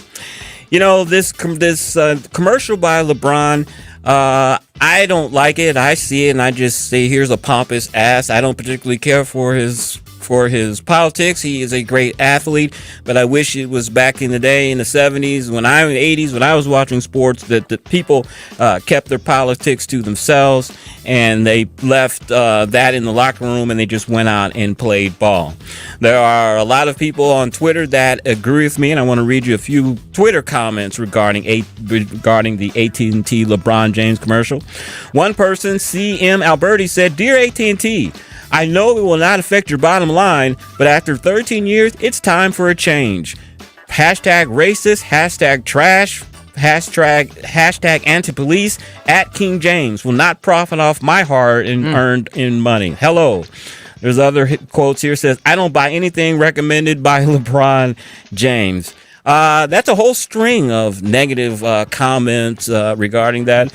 I wish LeBron, he's such a great player. I wish he wouldn't have dove into some of these public policy issues, especially when you're ignorant of the issues. Some of these great athletes and some of these celebrities, I don't think that they are equipped to talk about these issues, and they know that too, but they are so pressured because they have a platform and they have a high profile that these people tell them that you have to speak out even though you are not very well versed on the issue. And we hear some of the strange things come out of their mouths, like LeBron said Brittany Griner would probably be better off in Russia than back here in the United States. I'm glad that I paid attention to that LeBron commercial. I usually don't, as I said, but I hope that it was some conservative ad maker that's mocking LeBron James, saying, you think you're negotiating, you think you're helping us, but you're really not, because we already get this deal anyway. So that was my perspective on it, and just wondering what, Katie, Tim, what you guys think about it when you saw that commercial for the first time. And that is Chris's Corner. Have you seen this commercial? I didn't get to see the commercial. You haven't seen it, really? I have, but I don't have anything but streaming. Okay. So I haven't seen that commercial, but I could not agree with you more. I am not taking my advice from a dude that told Brittany Griner that she might as well stay in Russia, in a Russian prison, because that's a better outcome than coming to home to the United States. Hell no. I mean, it's a commercial, Katie, where they actually go back and forth. He's like, well, I want to have this ad. She's like, okay, what about this? Okay. And they're going back and forth. And then they're basically saying, you already get this stuff anyway. And he's like, my work is done here. I'm like, you pompous ass. You've done nothing. Totally. It feeds into the persona that Katie was talking about earlier. At the other end of the spectrum. Have you seen the commercial, Tim? I haven't seen that one. I've seen the one where he's debating with his younger self about whether to go into the NBA or not. That one's a more enjoyable commercial to me. I think it was about crypto or something. I think it came out in the Super Bowl. It was a while back. I haven't seen this one. I'll have to check this one out. At the other end of the spectrum, though, I would put people like Michael Jordan and Tiger Woods. And, they've tried to bait Tiger Woods a million ways from Sunday because, he played golf with Donald Trump a few years ago. They've tried to bait him into making political statements, and Tiger Woods is too smart. He's just like, I'm just here to play golf, I'm people. selling my own brand. Yeah, it's just a no-win. And why even indulge in that? And I think he's smart enough to realize I don't have the expertise to talk intelligently on this, and I'm just going to piss off half my fans. Why bother? Yes. Be like Queen Elizabeth II. Yeah, zip your lip like a padlock. Chris, excellent corner indeed. We will all check out that ad, and thanks for bringing it to our attention and to our listeners. Hey, 4 o'clock hour. Oh, my goodness. In the can. We'll be back with the Speaker's Stump Speech and Demian Brady, Vice President of Research at the National Taxpayers Union Foundation, on the expansion of the IRS. Next on News Talk STL. Do you have a property that is more hassle than is worth? Hi, this is David with House Sold Easy, and I buy houses cash. If you own a property and want to sell it fast at a fair price, call me at 314-293-3000. Do you own an ugly property, a behind on mortgage payment property, a lazy tenant that won't pay rent property, a too much junk and clutter property, or even a, hey, I'm curious about a fair cash offer property? Well, don't worry. I buy them all, and I want to make you a fair cash offer. Call me at 314-293-3000. Man, what a great party you're throwing here. This wasp nest is great. Yeah, man, we got about 70 wasps in here. Too bad we can't fit any more wasps in here. It looks like they're having fun outside, stinging all the kids. Oh, man, who just pulled up? Oh, no, it's the pest control company again with those green wheels. They seem to kill every one of my parties. This is Derek, the owner of All Solutions Pest Control. Give us a call today at 636-486-7888. Learn more about our special $67 offer. You can visit us online at allsolutionspestcontrol.com. If a pest-free home is your goal, call All Solutions Pest Control. Columbo and Katie.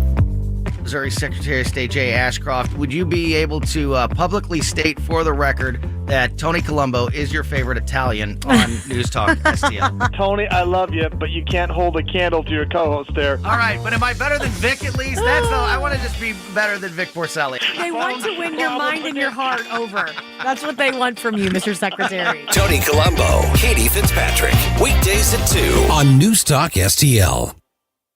The team that brought conservative talk radio to St. Louis is back. This is News Talk STL. News, analysis, and opinion from the voices you know and trust.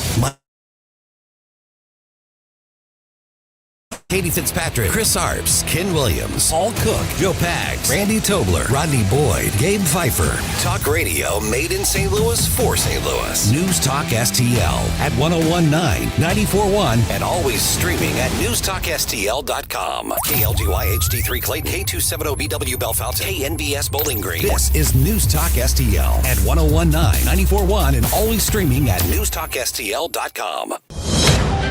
News this hour from townhall.com. I'm Keith Peters reporting. Hurricane Ian creeps closer and closer to Florida as the storm strengthens in the warm Gulf of Mexico waters.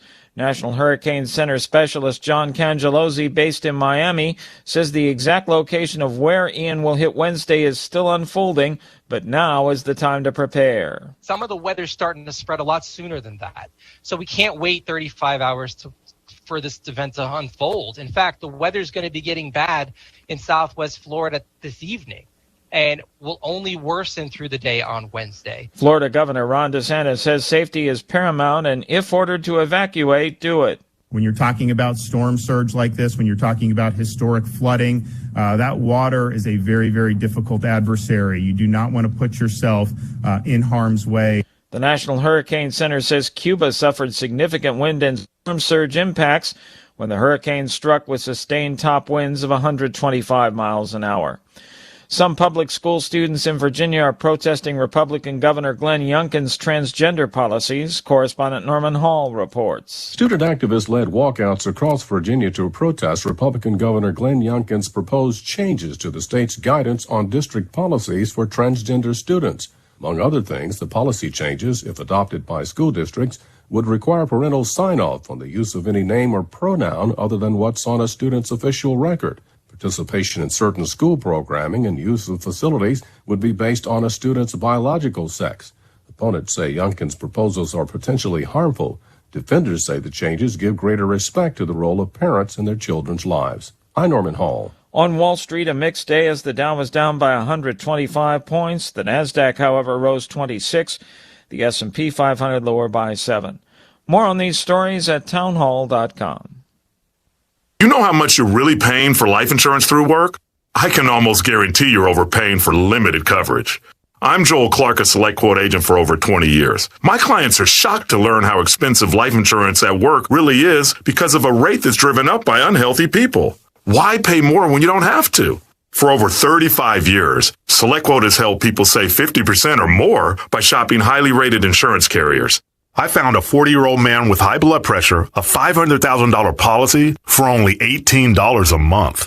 Don't procrastinate. Workplace open enrollment will be here soon. Let SelectQuote save you money and get you the coverage you need to protect your family. For your free quote in just minutes, call 1-800-865-2266. That's 1-800-865-2266. 1-800-865-2266. Or go to SelectQuote.com. Full details on example policy and carrier ratings at SelectQuote.com/commercials. Price could vary by health, issuing company, and other factors. Not available in all states. Here's the one. From the Michaels Flooring Outlet Traffic Center. Northbound on 270 at Dorset, we had a crash, but they cleared that about 5 minutes ago. It was back to Page. That should thin out quickly. Rolling the other way on southbound 270, you do have heavy pockets from Page most of the way to Manchester. It's crowded south of I-44, and there's a couple of slowdowns to 21. Eastbound 70 backing up at the Musial Bridge due to the road work in the right lane. 64 west past McKnight, they cleared a crash. Of course, you have the normal congestion on 64 westbound headed for the city limits. South 170 is backing up at about Ladue. South 55 is slow from the 44th split down to about Bates. 44 West heavy approaching Big Bend. This report is sponsored by Lowe's, and I'm Joe Sonderman from the News Talk STL Traffic Center. From the News Talk STL Weather Center. I'm News 4 Chief Meteorologist Steve Templeton with your first alert forecast. Boy, it's going to be a chilly one tonight. Late evening, we'll drop into the 50s, and then the morning low Wednesday, 44. That will be our coolest morning since late April. Not a record. The record's actually 32. But we'll have sunshine and a chilly start, and then a really cool afternoon. 66 for the afternoon high. That's more like a late October day, but it is sunny and dry, not too windy. Thursday, sunshine, a low of 45 and a high of 70. That's the latest first alert forecast. I'm News 4 Chief Meteorologist Steve Templeton. When you retire, you leave a lot behind.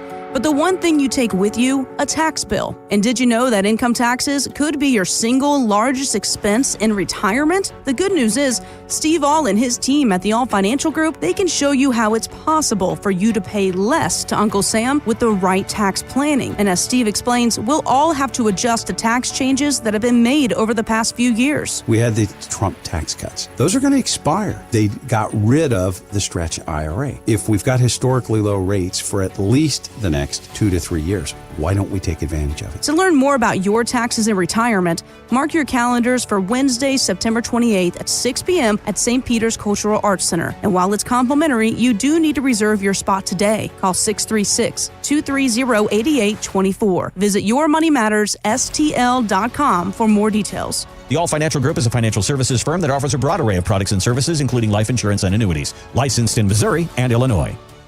If you find yourself feeling out of place in the world, it's comforting to know conservative values haven't been abandoned everywhere. Thanks for being my voice in all this. This is News Talk STL. There are people out there that feel the way that I feel and say what I say. Welcome home.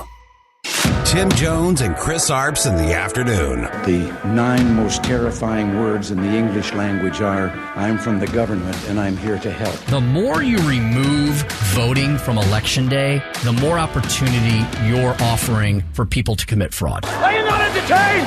Are you not entertained? I think the Democrats are so short-sighted in this tactic they have now. They just cheat at any cost to win elections. You're a lying dog-faced pony soldier. You said you were, but now you got to be honest. I'm going to be honest with you. What are we doing wrong here? As a former leader in the House, I think you can put your finger on it. It's called leadership. We don't have it. Tim Jones and Chris Arps. What does the Congresswoman represent for you all? She is that Latina or Hispanic woman that is saying enough is enough, that our values matter. Here in the Valley, we are for God, for family, for hard work. She does not only verbalize those things, but she actually lives those things and let the chips fall where they may. Welcome back, Chris Arps Show here on a Tuesday afternoon, September 27th, 2022. It's 5:06 in the PM. Always reminds me of the, Katie, you may or may not know, Chris will know this song, the old Moody Blues song, Tuesday. Oh, yeah. Afternoon. Boom, boom, boom. You know the Moody Blues, Katie? You ever heard of them? I feel like I've heard the song that you just sang, but I would never know it was the Moody Blues. It was a big KC95 classic. I mean, they played all the time. Never before has a band, through its music, so exemplified its name. I mean, they were the Moody Blues. I mean, that was kind of their music. It was very kind of esoteric, Great kind of name. little bluesy, and very atmospheric, you know. And so, Knights in White Satin. You've heard that's their classic. That's the jam. That's their I long. have to hear it. That's like their Stairway to Heaven or Freebird. Like Knights in White Satin is a really long classic rock song from back in the day. God, So, I'd have to hear it. Tuesday afternoon. That's a good song. So yeah, every time I say Tuesday afternoon, for whatever reason, that jumps into my noggin. What do we got going on this hour? We've got a lot going on this hour. We'll have the Speaker Stump Speech in a second. I'm going to talk about, I've been saving these articles. I've got 3 of them now, and there's probably more that I've lost. But a lot of people talking about what COVID-19 really was. So I'll talk about that in a second. And Chris, we've got Demian Brady, Vice President of Research at the National Taxpayers Union Foundation. You know, Katie, I've heard of NTU, and I think I know the guy who runs it, but how did we get to NTU? Did they send you something? Yeah, they sent me something. I forget about all these organizations that are out there. Yeah, they emailed me and said that they thought that this would be a great thing for both you and Chris to be able to talk about and discuss, especially whenever we're talking about adding IRS agents. And so the organization emailed me, contacted the show, and said, "Could we have this person on?" Sounded interesting enough. I said, all right. We're on the radar. We're on the radar. Yeah, that's good. Yeah, that's a national group, and it'll be good to talk to Demian Brady at 5:25 about that.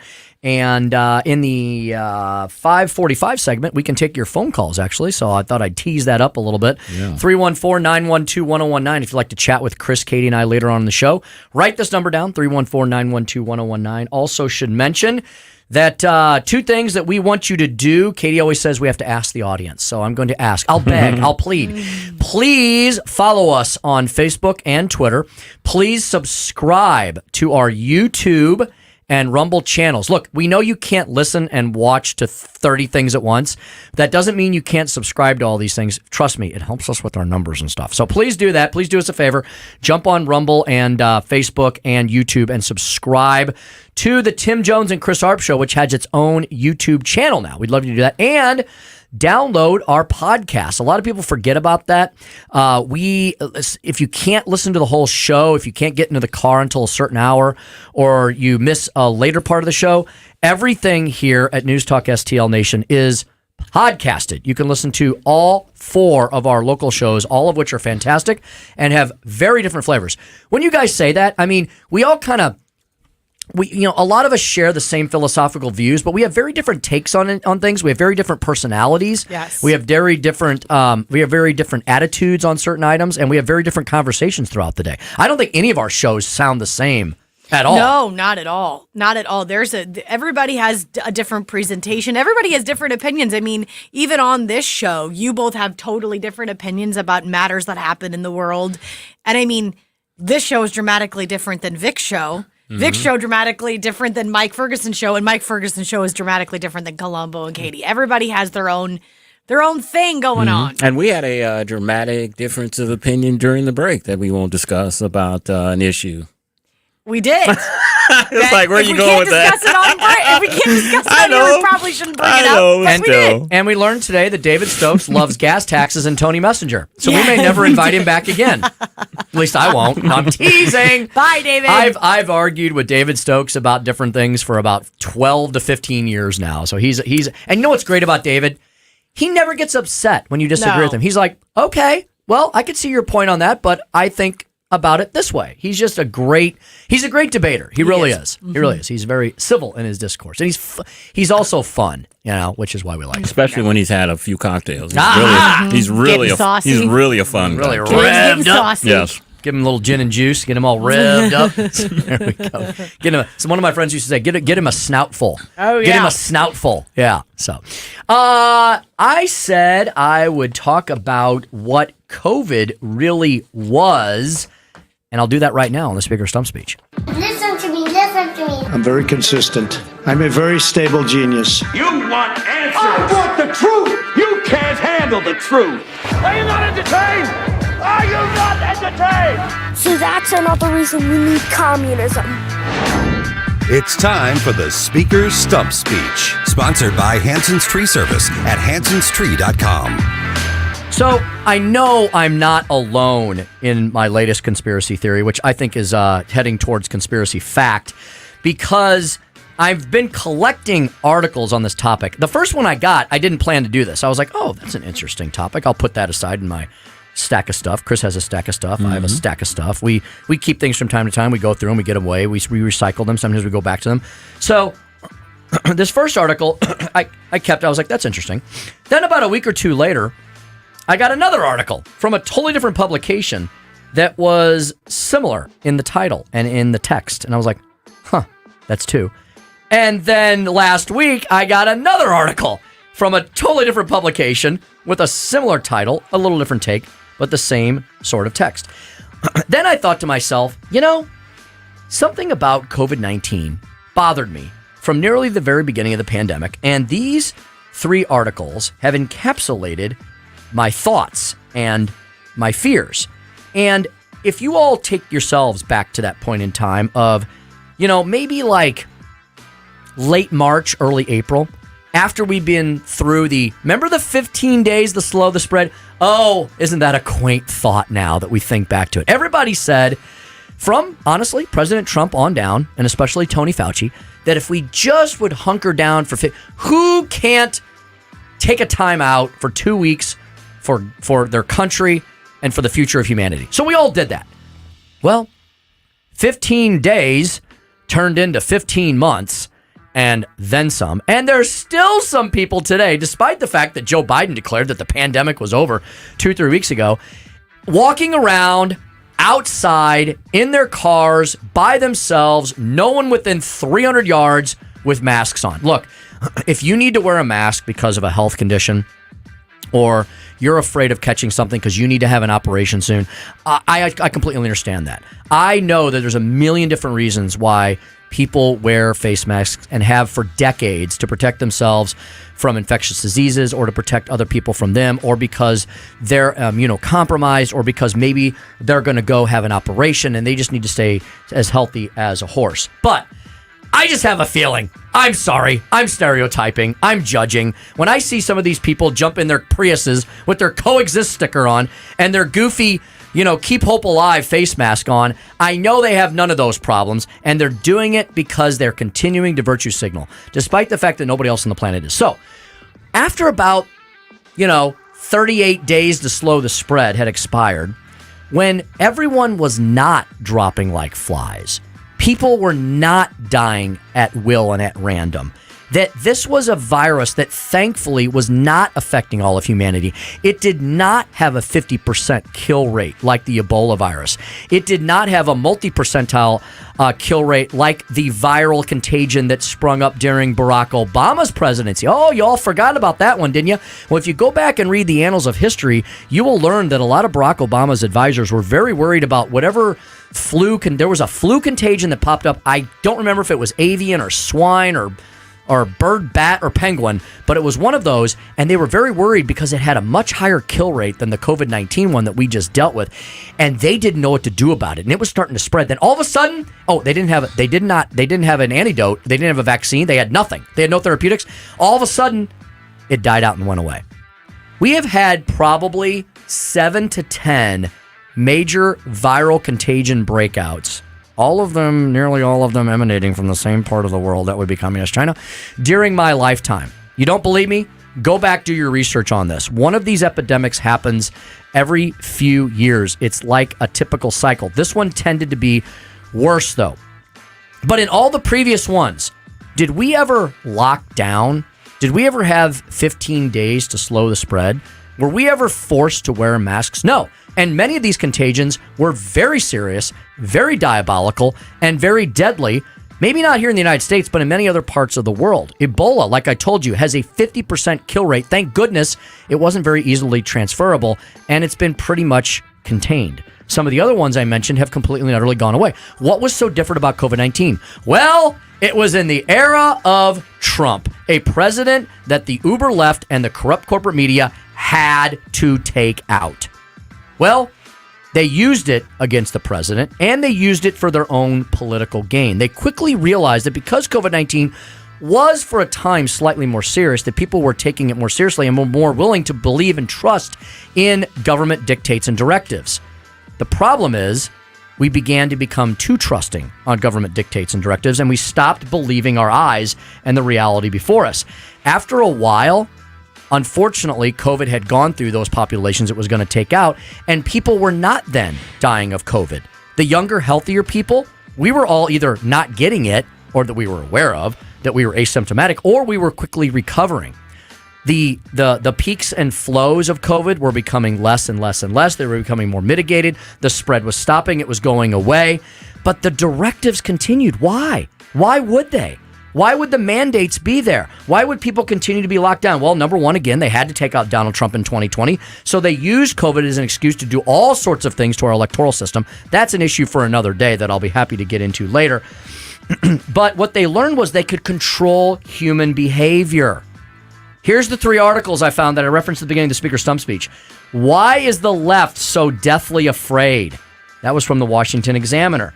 They get into a lot of different issues, but they focus heavily on COVID-19.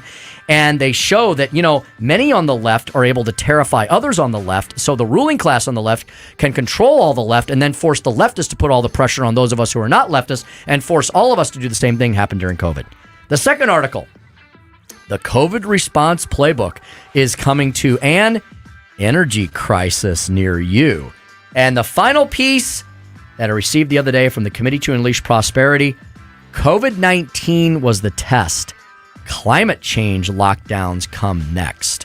What the left realized was they could declare something a health emergency or something that we needed to do for the greater good. But all of these things that we were required to do, all of these mandates we all follow, what did it really do to combat COVID? Well, the science and the data now show nothing. Nothing. Lockdowns did nothing to prevent the spread of COVID. Masks did little of nothing. What they did do was damage our children, force people into lots of depression and suicide and all kinds of drug and substance abuse. Our children have lost 2 decades of institutional learning, according to many national publications. We've lost all kinds of economic strength and power as a country as well.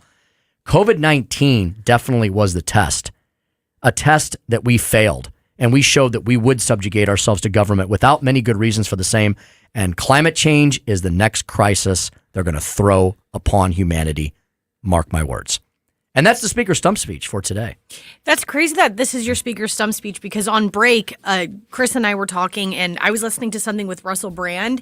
He just got kicked off of YouTube. No way. He just got kicked off of YouTube because he made an episode on YouTube talking about then and now, the knowledge of what people tried to convince us to believe when COVID first started and what we actually know and what the data showed us with COVID now. And he got kicked off of YouTube, same process as we just got when we got kicked off for misinformation. And he's like, it wasn't information. I'm showing you stats and data and things that we were told at the beginning of COVID for fear-mongering purposes and what we know now. That's not misinformation. I'm showing you the gradual process of knowledge. And that's what he got kicked off for. Yep. And it shows that there aren't humans monitoring this. This is just some algorithm that fits into these parameters, and you're canceled. Yep. Done for. And Chris, what's to prevent them from now directing us to eliminate all of our vehicles and live in mud huts? Because if we don't, the planet is going to explode in a fiery flame ball in whatever AOC says will happen next. Insanity. Yeah. All right. Let's bring in someone who's more sane, and that will be Damian Brady, Vice President of Research at the National Taxpayers Union Foundation. Going to talk to us about this expansion of the IRS and what it means for you and your family here in the Heartland. When Chris and I return on the Tim Jones and Chris Arps Show at 101.9 News Talk STL.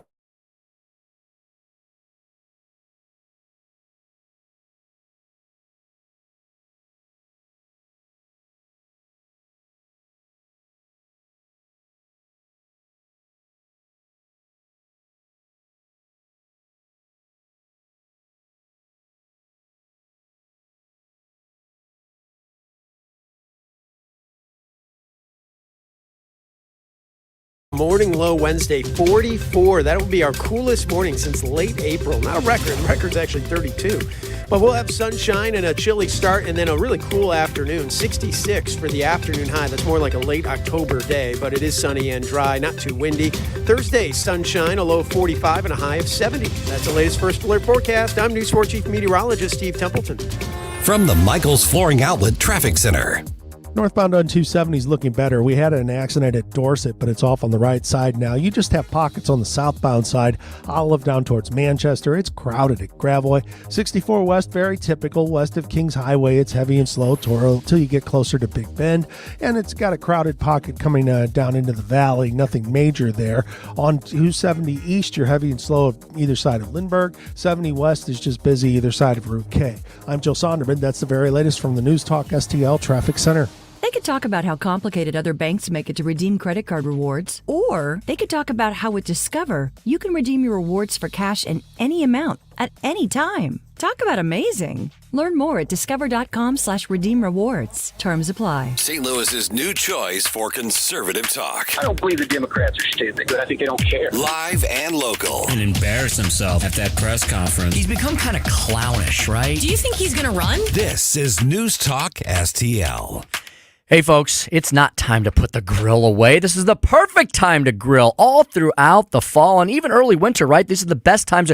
Boy, what's better than standing over a nice charcoal fire courtesy of Rockwood Charcoal as fall y'all is upon us. Jonathan Heslop has created such a unique, fantastic product. And best of all, it's made right here in the Show Me State. Every square inch of it. Rockwood Charcoal is made from 100% Missouri lump charcoal. It comes directly from our trees here in the Show Me State. Missouri is the #1 producer of charcoal in the entire U.S. How about that? Rockwood charcoal lights easily, heats up in a flash. You're ready to cook in minutes. And not a single tree is harvested just for Rockwood charcoal production. Rockwood charcoal takes all the pieces that would otherwise be thrown away or dumped into the landfill or just burned and makes it into something that's reusable, renewable, hardwood lumber charcoal. It is fantastic. It's beautifully imperfect. It's got that knotty, cool, warped appearance, and it burns really hot. It gives you superior temperature control. Where can you find Rockwood charcoal? Well, just about everywhere. All the retailers that currently have it in our area and beyond are at rockwoodcharcoal.com. And if you go to rockwoodcharcoal.com today, you can see not only where you can buy it, but also all kinds of great cooking tips and tricks to take you long into the barbecue season. Pick yourself a bag or 2 or 3 up of Rockwood charcoal today. Once again, go to rockwoodcharcoal.com to find out where you can buy it. rockwoodcharcoal.com, rockwoodcharcoal.com. From home improvement to replacement, do-it-yourself electrical projects can be shocking. That's where Grasser Electric can help. They've been lighting up St. Louis for years. From ceiling fans and dimmer switches to repair or replacing your electric. No job is too big or too small for your home or business. Grasser Electric will even install emergency backup generators. So call Grasser Electric today before the sparks start to fly. 636-441-5200 or go to grasserelectric.com. I'm Dr. TJ, owner of the Institute of Natural Health, co-owner of Optimal Nutraceuticals, and the host of Wellness 101. Wellness 101 is designed to cut through the nonsense and provide you common sense, science-based information regarding health and wellness. On the show, we discuss topics like thyroid health, gut health, hormone optimization, and many others. Our show airs Saturdays at 10 a.m. and 2 p.m. and Sundays at 11 a.m. and 3 p.m. right here on News Talk STL. For more information, visit us at inhstl.com. That's inhstl.com. This hour of Jones and Arps is brought to you by Stifel. Contact your Stifel financial advisor at stifel.com. That's STIFEL.com.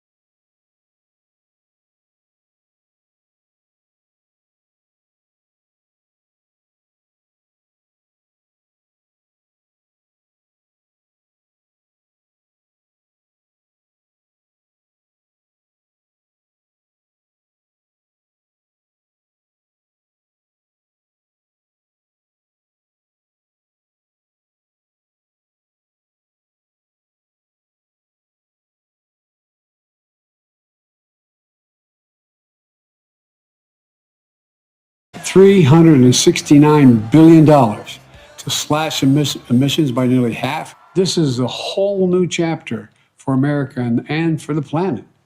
And we have to do a lot more. I pledged $11 billion a year to help poor countries fight climate change. Working with Congress, with your help, we can get this done. But, Chris, not a single cent to secure our southern border, I'll bet you. No money to secure the southern border. And, Friday the government is scheduled to run out of money. No one thinks that's going to happen because we're in an election year. But it highlights how Joe Manchin got played, that he agreed to the Inflation Reduction Act if a permitting bill was added to this spending bill to keep the government funded. And there's not enough Democrats, and the Republicans aren't going to bail him out. And I just think it's just hilarious that he was trying to be the kingmaker, and then at the end of the process, he's the one that got played. He's a man without an island now, that's for sure. Nobody wants them on their team any longer. Another massive waste of money would be regarding the money that was put towards the IRS. Let's bring in our next guest who can talk about that and lots more. Damian Brady, Vice President of Research at the National Taxpayers Union Foundation. You can find them at ntu.org/foundation. Damian, thanks for joining Chris and I here on the Tim Jones and Chris Arps Show at 101.994 on News Talk STL. Thank you very much for having me on. I'm out here just outside Washington, D.C. in Alexandria, Virginia, keeping an eye on Congress for all the taxpayers out there. Oh, boy, that's a big job indeed. So, Damian, I think we've all lost track of how many trillions of dollars that the Biden administration has spent over the last year and a half or so. I think it's in double digits now. And one of the biggest wastes of money that has arguably gotten the most attention and criticism has been the expansion of the IRS. Damien, let me just ask you, honestly, is there any reason why any money, did we need to expand the IRS? Do they need more money? I mean, we've all been to Washington. Well, Chris and I have been to Washington, D.C. many times. That IRS building is already about 5 city blocks long. Does it need to get bigger? Well, we definitely don't need to be spending $80 billion to hire 87,000 new agents to harass taxpayers. The IRS officials have complained that their budget has been squeezed, but in reality, the amounts that have been reduced are not really significant, and they really need to be doing a better job with the funding that they get through the regular appropriations, which is up to words of $12-13 billion per year. You know, Damien, one thing that I find very curious here regarding this $80 billion that's going to be set aside for the IRS, you know, there have been complaints for years that people call the IRS, they can't get straight answers, nobody answers the phone. According to this research paper you guys put out, just 4% of that $8 billion goes to services like hiring people to answer phones, but 57% goes to enforcement. What's wrong with that picture? Yeah, the IRS taxpayer services have been horrible for a long, long time. And the whole nexus for this plan was put out by the administration last year, and they had something called the Taxpayer Compliance Plan, which is where they laid out the $80 billion and said that they wanted to hire 87,000 new agents. And that's what's turned into this, what was enacted into law. Now they're trying to say, well, we're not going to use that money to hire 87,000 completely new agents. We're going to be replacing some people who will be leaving. But they've been doing that regularly with their annual budgets every year because the IRS has one of the highest levels of attrition among federal agencies. So they're really trying to fudge the numbers and confuse the issue because it's clearly this was called the taxpayer compliance agenda, not the taxpayer services agenda. As you said, very little of this money is going to be going to taxpayer services so that people can get the help that they need when they call to the IRS or to address the horrible backlog that's been built up over the last couple of years of people waiting to get their reforms responded to by taxpayer agents. We're speaking to Damian Brady of the National Taxpayers Union Foundation. And Damian, which taxpayers are they going to go after? Is this another thing that the administration and its allies are not being honest with the American people about? I mean, Damian, whatever rich people or wealthy people are left after Joe Biden's economic destruction is complete, I doubt we need 87,000 agents or whatever number they want to claim to go after the uber wealthy because there's just not that many uber wealthy people versus the middle class.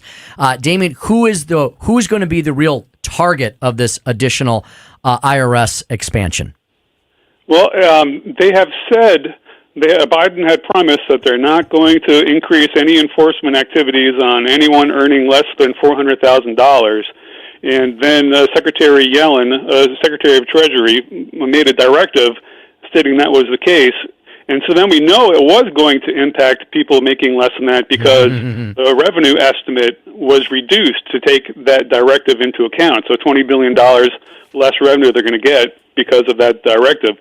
And they are definitely going to be increasing audits among millionaires, but they get a much greater rate of return among lower income and middle income taxpayers because it's the wealthier people who have the resources to go out and contest the IRS position. And sometimes, quite often, the IRS will take very aggressive positions, or someone might just get a form in the mail because the IRS databases have different numbers for some financial data. It results in a discrepancy, and then automatically letters are sent out that cause stress and confusion for a lot of taxpayers. So everyone should be prepared, and we know that money is fungible. So if they say they're not going to use any of this $80 billion to increase enforcement efforts, well, we also know that they just lowered the 1099K reporting threshold. So if anybody is using eBay as a virtual online sale and they reach $600 over the course of this year, then the IRS is going to get a form sent from eBay to them, or any other services like could be Uber, Venmo, all these sorts of things. So the IRS is going to be gathering up tons of additional data, and so then they could be using that to increase enforcement among other taxpayers, even though they promised that they're not going to with this $80 billion in funding. Damien, unfortunately for the taxpayer, the Inflation Reduction Act has become law. But if Republicans take over Congress, especially the House, can that $80 billion for enforcement be redirected into hiring people to answer the phones or into other things? Mm-hmm. Yeah, definitely. And there's proposals already in place to set up benchmarks for the IRS to meet service goals before any money can be used to increase enforcement efforts. And then once you get, if Republicans are able to take control of Congress, like you said, they can take some of that money, rescind it, or direct it to taxpayer services, and then the IRS's internet technology, or their technology, is woefully out of date. They are still using assembly language code for their main database that dates back to the 1950s and 1960s, and they're still trying to get that all converted over to Java, and then they need to connect up all the various databases that they have, because even if you get through to a customer agent on the IRS line, that person might not have access to the right database to answer your question. So a lot of work needs to be done on the back end to improve the experiences for everyday taxpayers. Speaking to Damian Brady, Vice President of Research at the National Taxpayers Union Foundation, ntu.org/foundation, at NTUF on Twitter. Damian, another subject that I know all of you are following at the foundation has to do with Joe Biden's, quote, student loan forgiveness plan, in giant air quotes. Damian, I noticed today, the big news story of the day was, I believe, the first lawsuit has been filed out of the Southern District of Indiana against that plan. Damian, at the foundation, what have you all learned about what the student debt forgiveness plan will really do? It's not really going to forgive any debt. It's just going to move around the deck chairs on the Titanic, isn't it? And isn't it really going to end up costing all taxpayers, whether they went to college or not, a lot more money?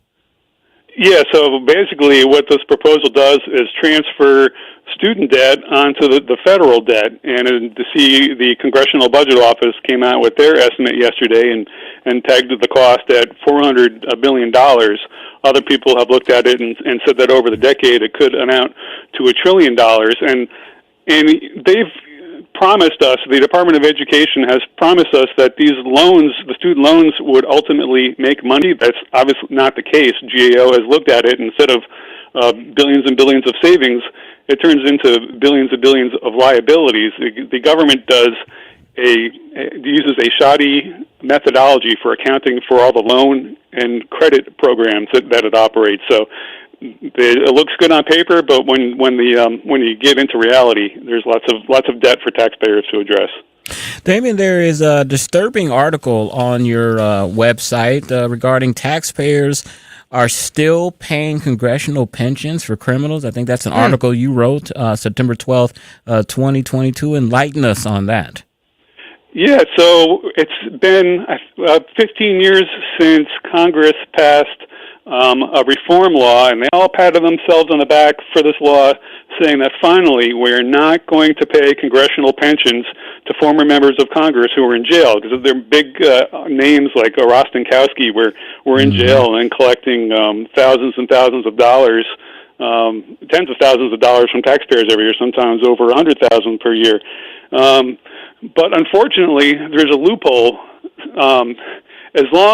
So there's a member right now, Chaka Fatah, former member from Philadelphia, who's in jail. He's still under house arrest with the Bureau of Prisons, and he's still getting his money. It's unbelievable. We passed all these reforms, but we're still paying all this money to felons. So we need to close this loophole and cut that off. Speaking to Damian Brady of the National Taxpayers Union Foundation. Damian, I believe it or not, and our listeners may be surprised to hear this, Joe Biden's administration, I believe, is proposing all sorts of additional spending before the end of the year. Damian, that would just add fuel to this inflationary fire, wouldn't it? And is there any economist really, or anybody who studies these issues worth their salt, arguing that this massive amount, this multi-trillion dollar spending plans that keep getting passed, that they're not fueling inflation. I mean, so they're going to do more of the same, I guess, and try to ram it through either before the end of the year or even worse in a lame duck Congress.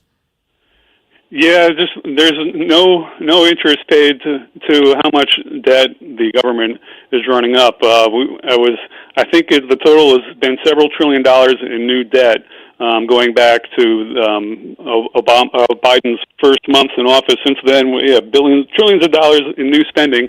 Then they all paused and passed this Inflation Reduction Act, which they claimed was going to reduce the deficit by imposing burdensome taxes and this massive expansion of the IRS.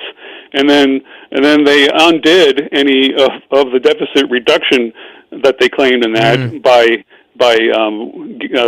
forgiving the student loans. And now, as we get to the end of the year, lots of members of Congress have lots of spending that they want to do. They're not done yet adding to the federal debt. So we're going to have a real mess to deal with, not just us, but future generations of taxpayers as we keep piling up debt, massing close to the size of the economy. Damon, great. Thank you for being a guest on the show today. Where can we get more information on the National Taxpayer Union Foundation and your personal socials, or you can get a good hold of what you're doing?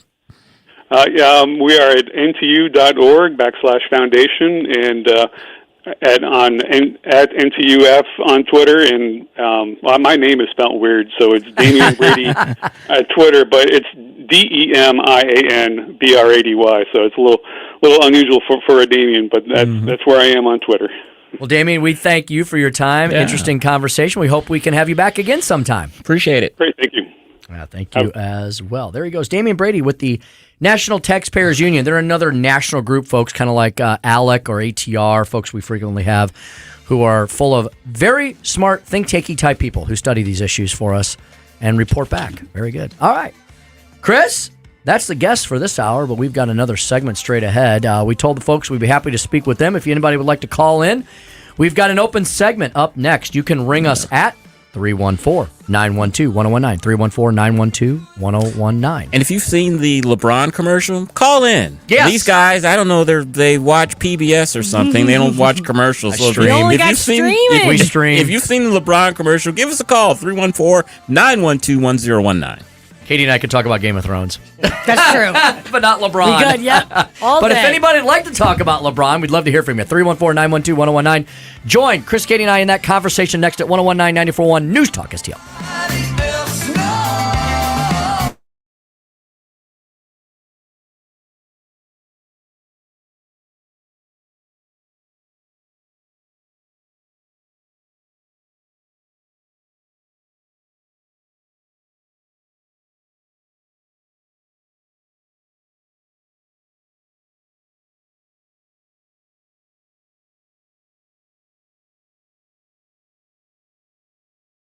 EMS responding there. 55 South has the typical delays through the work zone in South St. Louis. Likewise for 44 westbound, you are stacked up approaching Big Bend. 64 west slows, but it's east of Hampton, most of the way towards Big Bend. It's also pretty busy Lindbergh through Spady, it looks like. South 270 is busy, and all of the slow stuff is mainly I-64 to Manchester. This report's sponsored by Discover. I'm Joe Sonderman from the News Talk STL Traffic Center. They could talk about how complicated other banks make it to redeem credit card rewards, or they could talk about how with Discover, you can redeem your rewards for cash in any amount at any time. Talk about amazing. Learn more at discover.com/redeem rewards. Terms apply.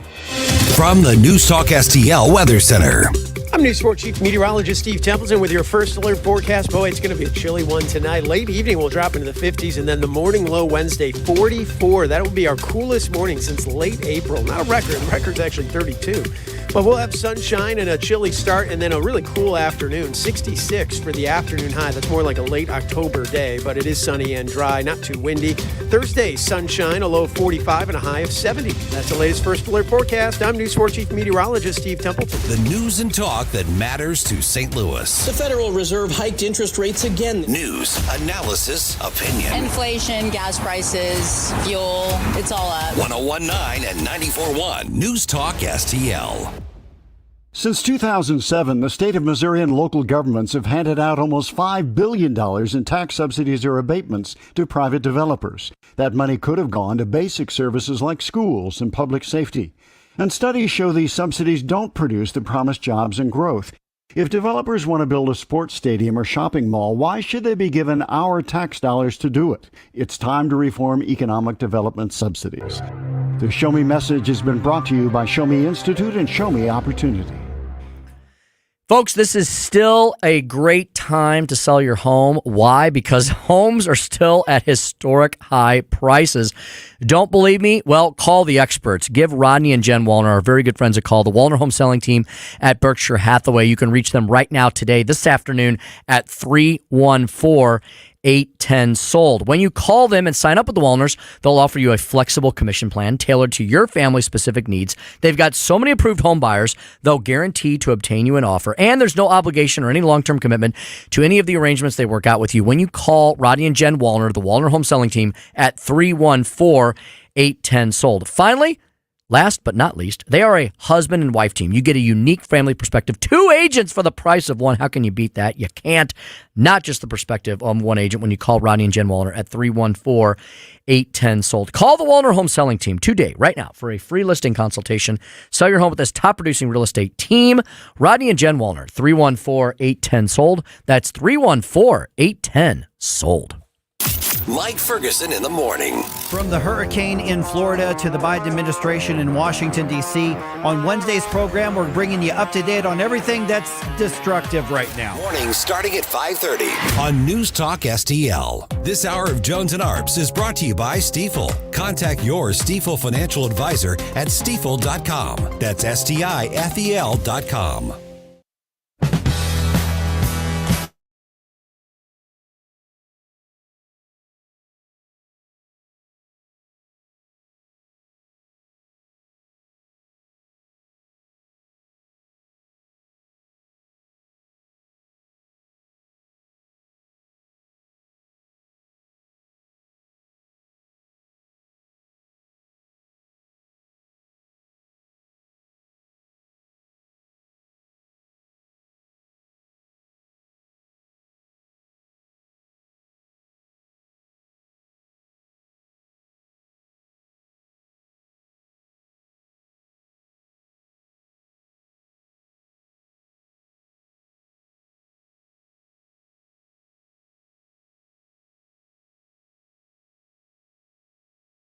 Lead our country, which may very well end up in World War III.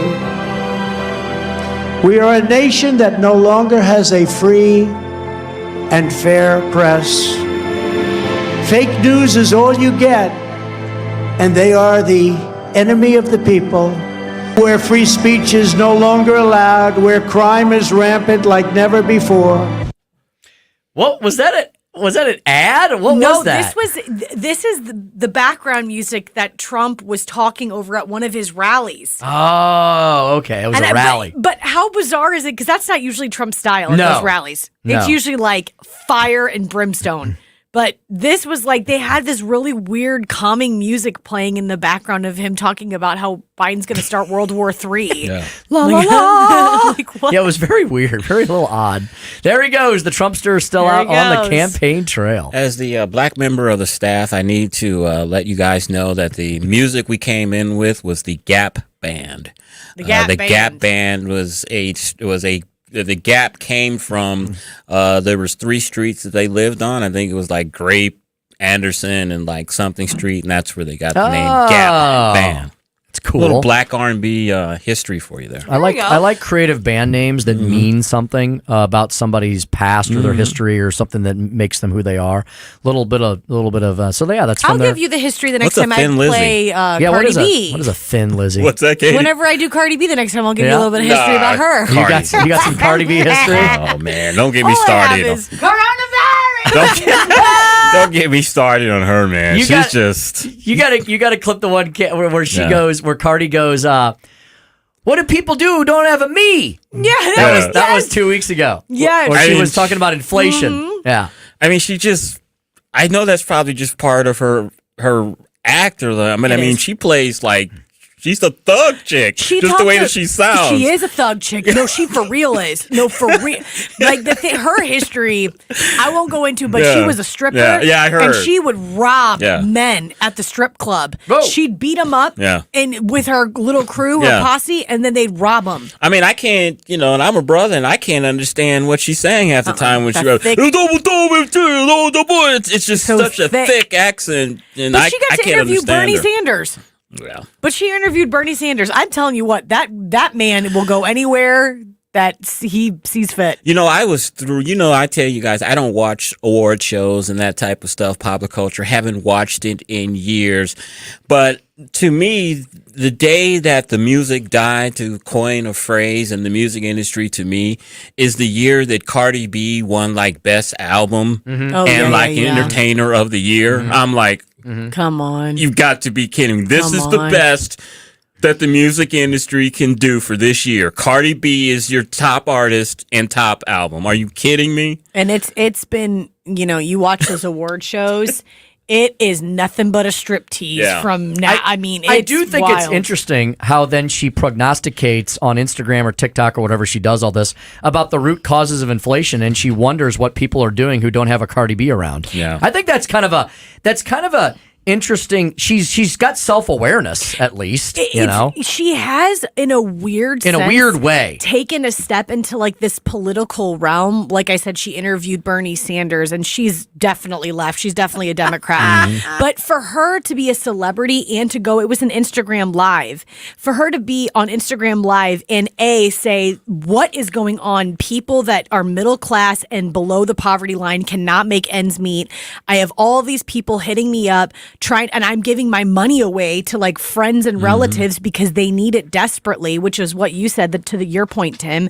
The whole conversation she had was like, what does an average person do if they don't have a filthy rich person to help them out in times like Vote this? out these Democrats, Cardi. First of all, these people's policies are the reason why we have high inflation and why people are struggling. But, that makes too much sense. I think it's great that she's identified the problem. I wish she would, number one, identify the source, as Chris pointed out. Where do you think this is coming from, Cardi B? And how about identify the solution? Stop voting for people who are absolute socialists, right? I mean, so it's great that she's like pointing. She's kind of like Kamala Harris. She's like, oh, there goes a bird. It's like, well, where'd the bird come from? Where's the bird going? What's the bird doing? A little bit more about why do you think this is happening? Dig deeper. Dig a little deeper, Speaking of Kamala, don't we have a Kamala clipped where she says something stupid? It's like 10. There's so much of what we have achieved together on many levels that is based on our collective ability to see what is possible, to see what can be, unburdened by what has been. What?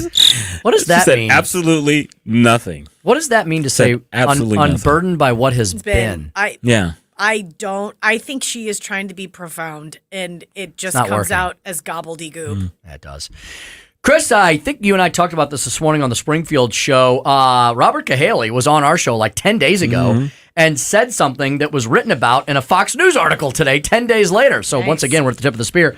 Republican turnout will exceed even what we predict, so says Robert Cahaley. Now, I say this, but I don't want anybody to get lackadaisical. Not that I don't think we could screw this up if we tried in Missouri, but that means everybody still needs to go to and vote for the polls. But what Robert Cahaley, he's beating this drum really hard. He beat it on our show. He's continuing to beat it.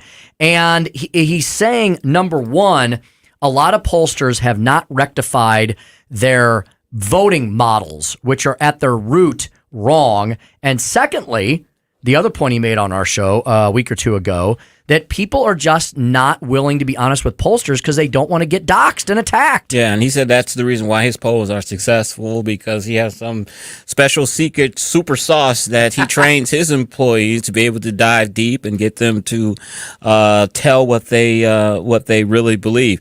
One thing that's really been interesting, I've seen polls that, women, pro-choice women are energized because of the abortion debate, and that does worry some of us. Jeff Rowe, it doesn't. But I've also seen polls that said that the pro-life activists are more motivated than the pro-choice people, even though both are equally motivated. The pro-life people are more likely to come out to vote. You know, I heard something too, an interesting podcast that I listened to today that shows the disingenuousness of the polls. You know, there are two types of polls. There are more likely voters, and then you have registered voters. And someone pointed out that it sure seems strange now, a month out from the election, is that there are certain polling firms that haven't switched from registered voters to likely voters, and they're still doing polls with registered voters would have, 50-50 they come out. If you want to get a more accurate portrayal of who's going to come out during an election, you start polling the likely voters, especially close to the election, and they're not doing that. They're putting out registered voter polls that make the Democrats look better in the polls than they actually are. I also thought interesting, Chris, something that hadn't changed in a long time. We talked about this with Jeff Rowe yesterday. For a long time on Real Clear Politics, their Senate map was 46-46 with 8 toss-ups. They have moved one of the toss-ups into the Republican column. I think it's maybe Ohio. They've moved that into lean GOP along with Rubio in Florida, and then Missouri is now likely GOP. So that gives you 47-46, 7 toss-ups. So where do you get 51? Well, according to Jeff Rowe yesterday, you move Wisconsin over. Yeah. So that's 48. You move North Carolina over. That's 49. You move Georgia over. That's 50. And then he liked Nevada or New Hampshire. So and both of those are winnable. We're looking at 51-52 if everything breaks right in all of those states. Yeah, and he, as he said yesterday, he is consulting on I think it's Adam Laxalt. I remember his great-grandfather, That's right. the senator. You're right, yes. But Adam Laxalt, he's consulting on that campaign, and he thinks they're going to do well there. And North Carolina was very interesting to me. It looked like that may be kind of slipping away. So it's good to see it trending in the right direction with 40-something days to go. Congressman Budd there is up over 4 to 5 points now. The two that seem to be the most problematic for Republicans appear to be Arizona. For whatever reason, that Blake Masters is having trouble getting traction against the astronaut who hasn't done a darn thing. Maybe that's why he's doing so well, because Kelly hasn't said anything the last 2 years. And Pennsylvania with Fetterman and Oz. That seems to be going back and forth and back and forth and back and forth. So that's like too close to call one way or the other. Arizona, I'm concerned about that. The Pennsylvania race, I'm just not concerned. We've got 40 days to go. This guy, Fetterman, is not ready for prime time because of his stroke. He's not going to debate on the 25th of October. We see constantly gaffe after gaffe every day. I think that's going to be able to take his toll. And as Jeff said yesterday, that race is tightening. I would love to see another race pop over in that Republican column. So we'll continue to keep you updated as the Real Clear Politics adjusts their average based on multiple polls from all over the country. Washington State. That people are saying that's a possibility. Yep. Patty Murray is in a little danger, so that could be a sleeper. That's in race. That's in lean Dem, so it could change into a toss-up very easily in the next few days. We'll monitor that all for you. And in the 6 o'clock hour, which is up next, we're going to be joined by Ethan Thampy. We're going to talk a little Mary Jane, little marijuana with Ethan Thampy and Missouri Amendment 3, and our good friend David Stokes. We'll wrestle with him with the Show Me Institute. Cannabis. That's right. Cannabis. Yeah, smoke them if you got them. Hey, we'll be back right after this at 101.9 News Talk STL. If you are on Medicare, you need to listen to this message. Open enrollment for all Medicare participants starts October 15th. This is a very critical time of the year for you to make needed changes to your plan. This is Mike Butts with MB Health Insurance Agency. Regardless if you are new or renewing your health insurance, the process can be confusing and very time-consuming. MB Health is local here in St. Louis, and we will handle your enrollment quickly, properly, and effectively. Find us on the web at mbhealth.com. MB Health can also help small businesses find the perfect medical coverage for their employees. That's mbhealth.com. News Talk STL is proud to have Doug Voss of Safe Money Radio as part of our lineup each week. Doug has been a staple on St. Louis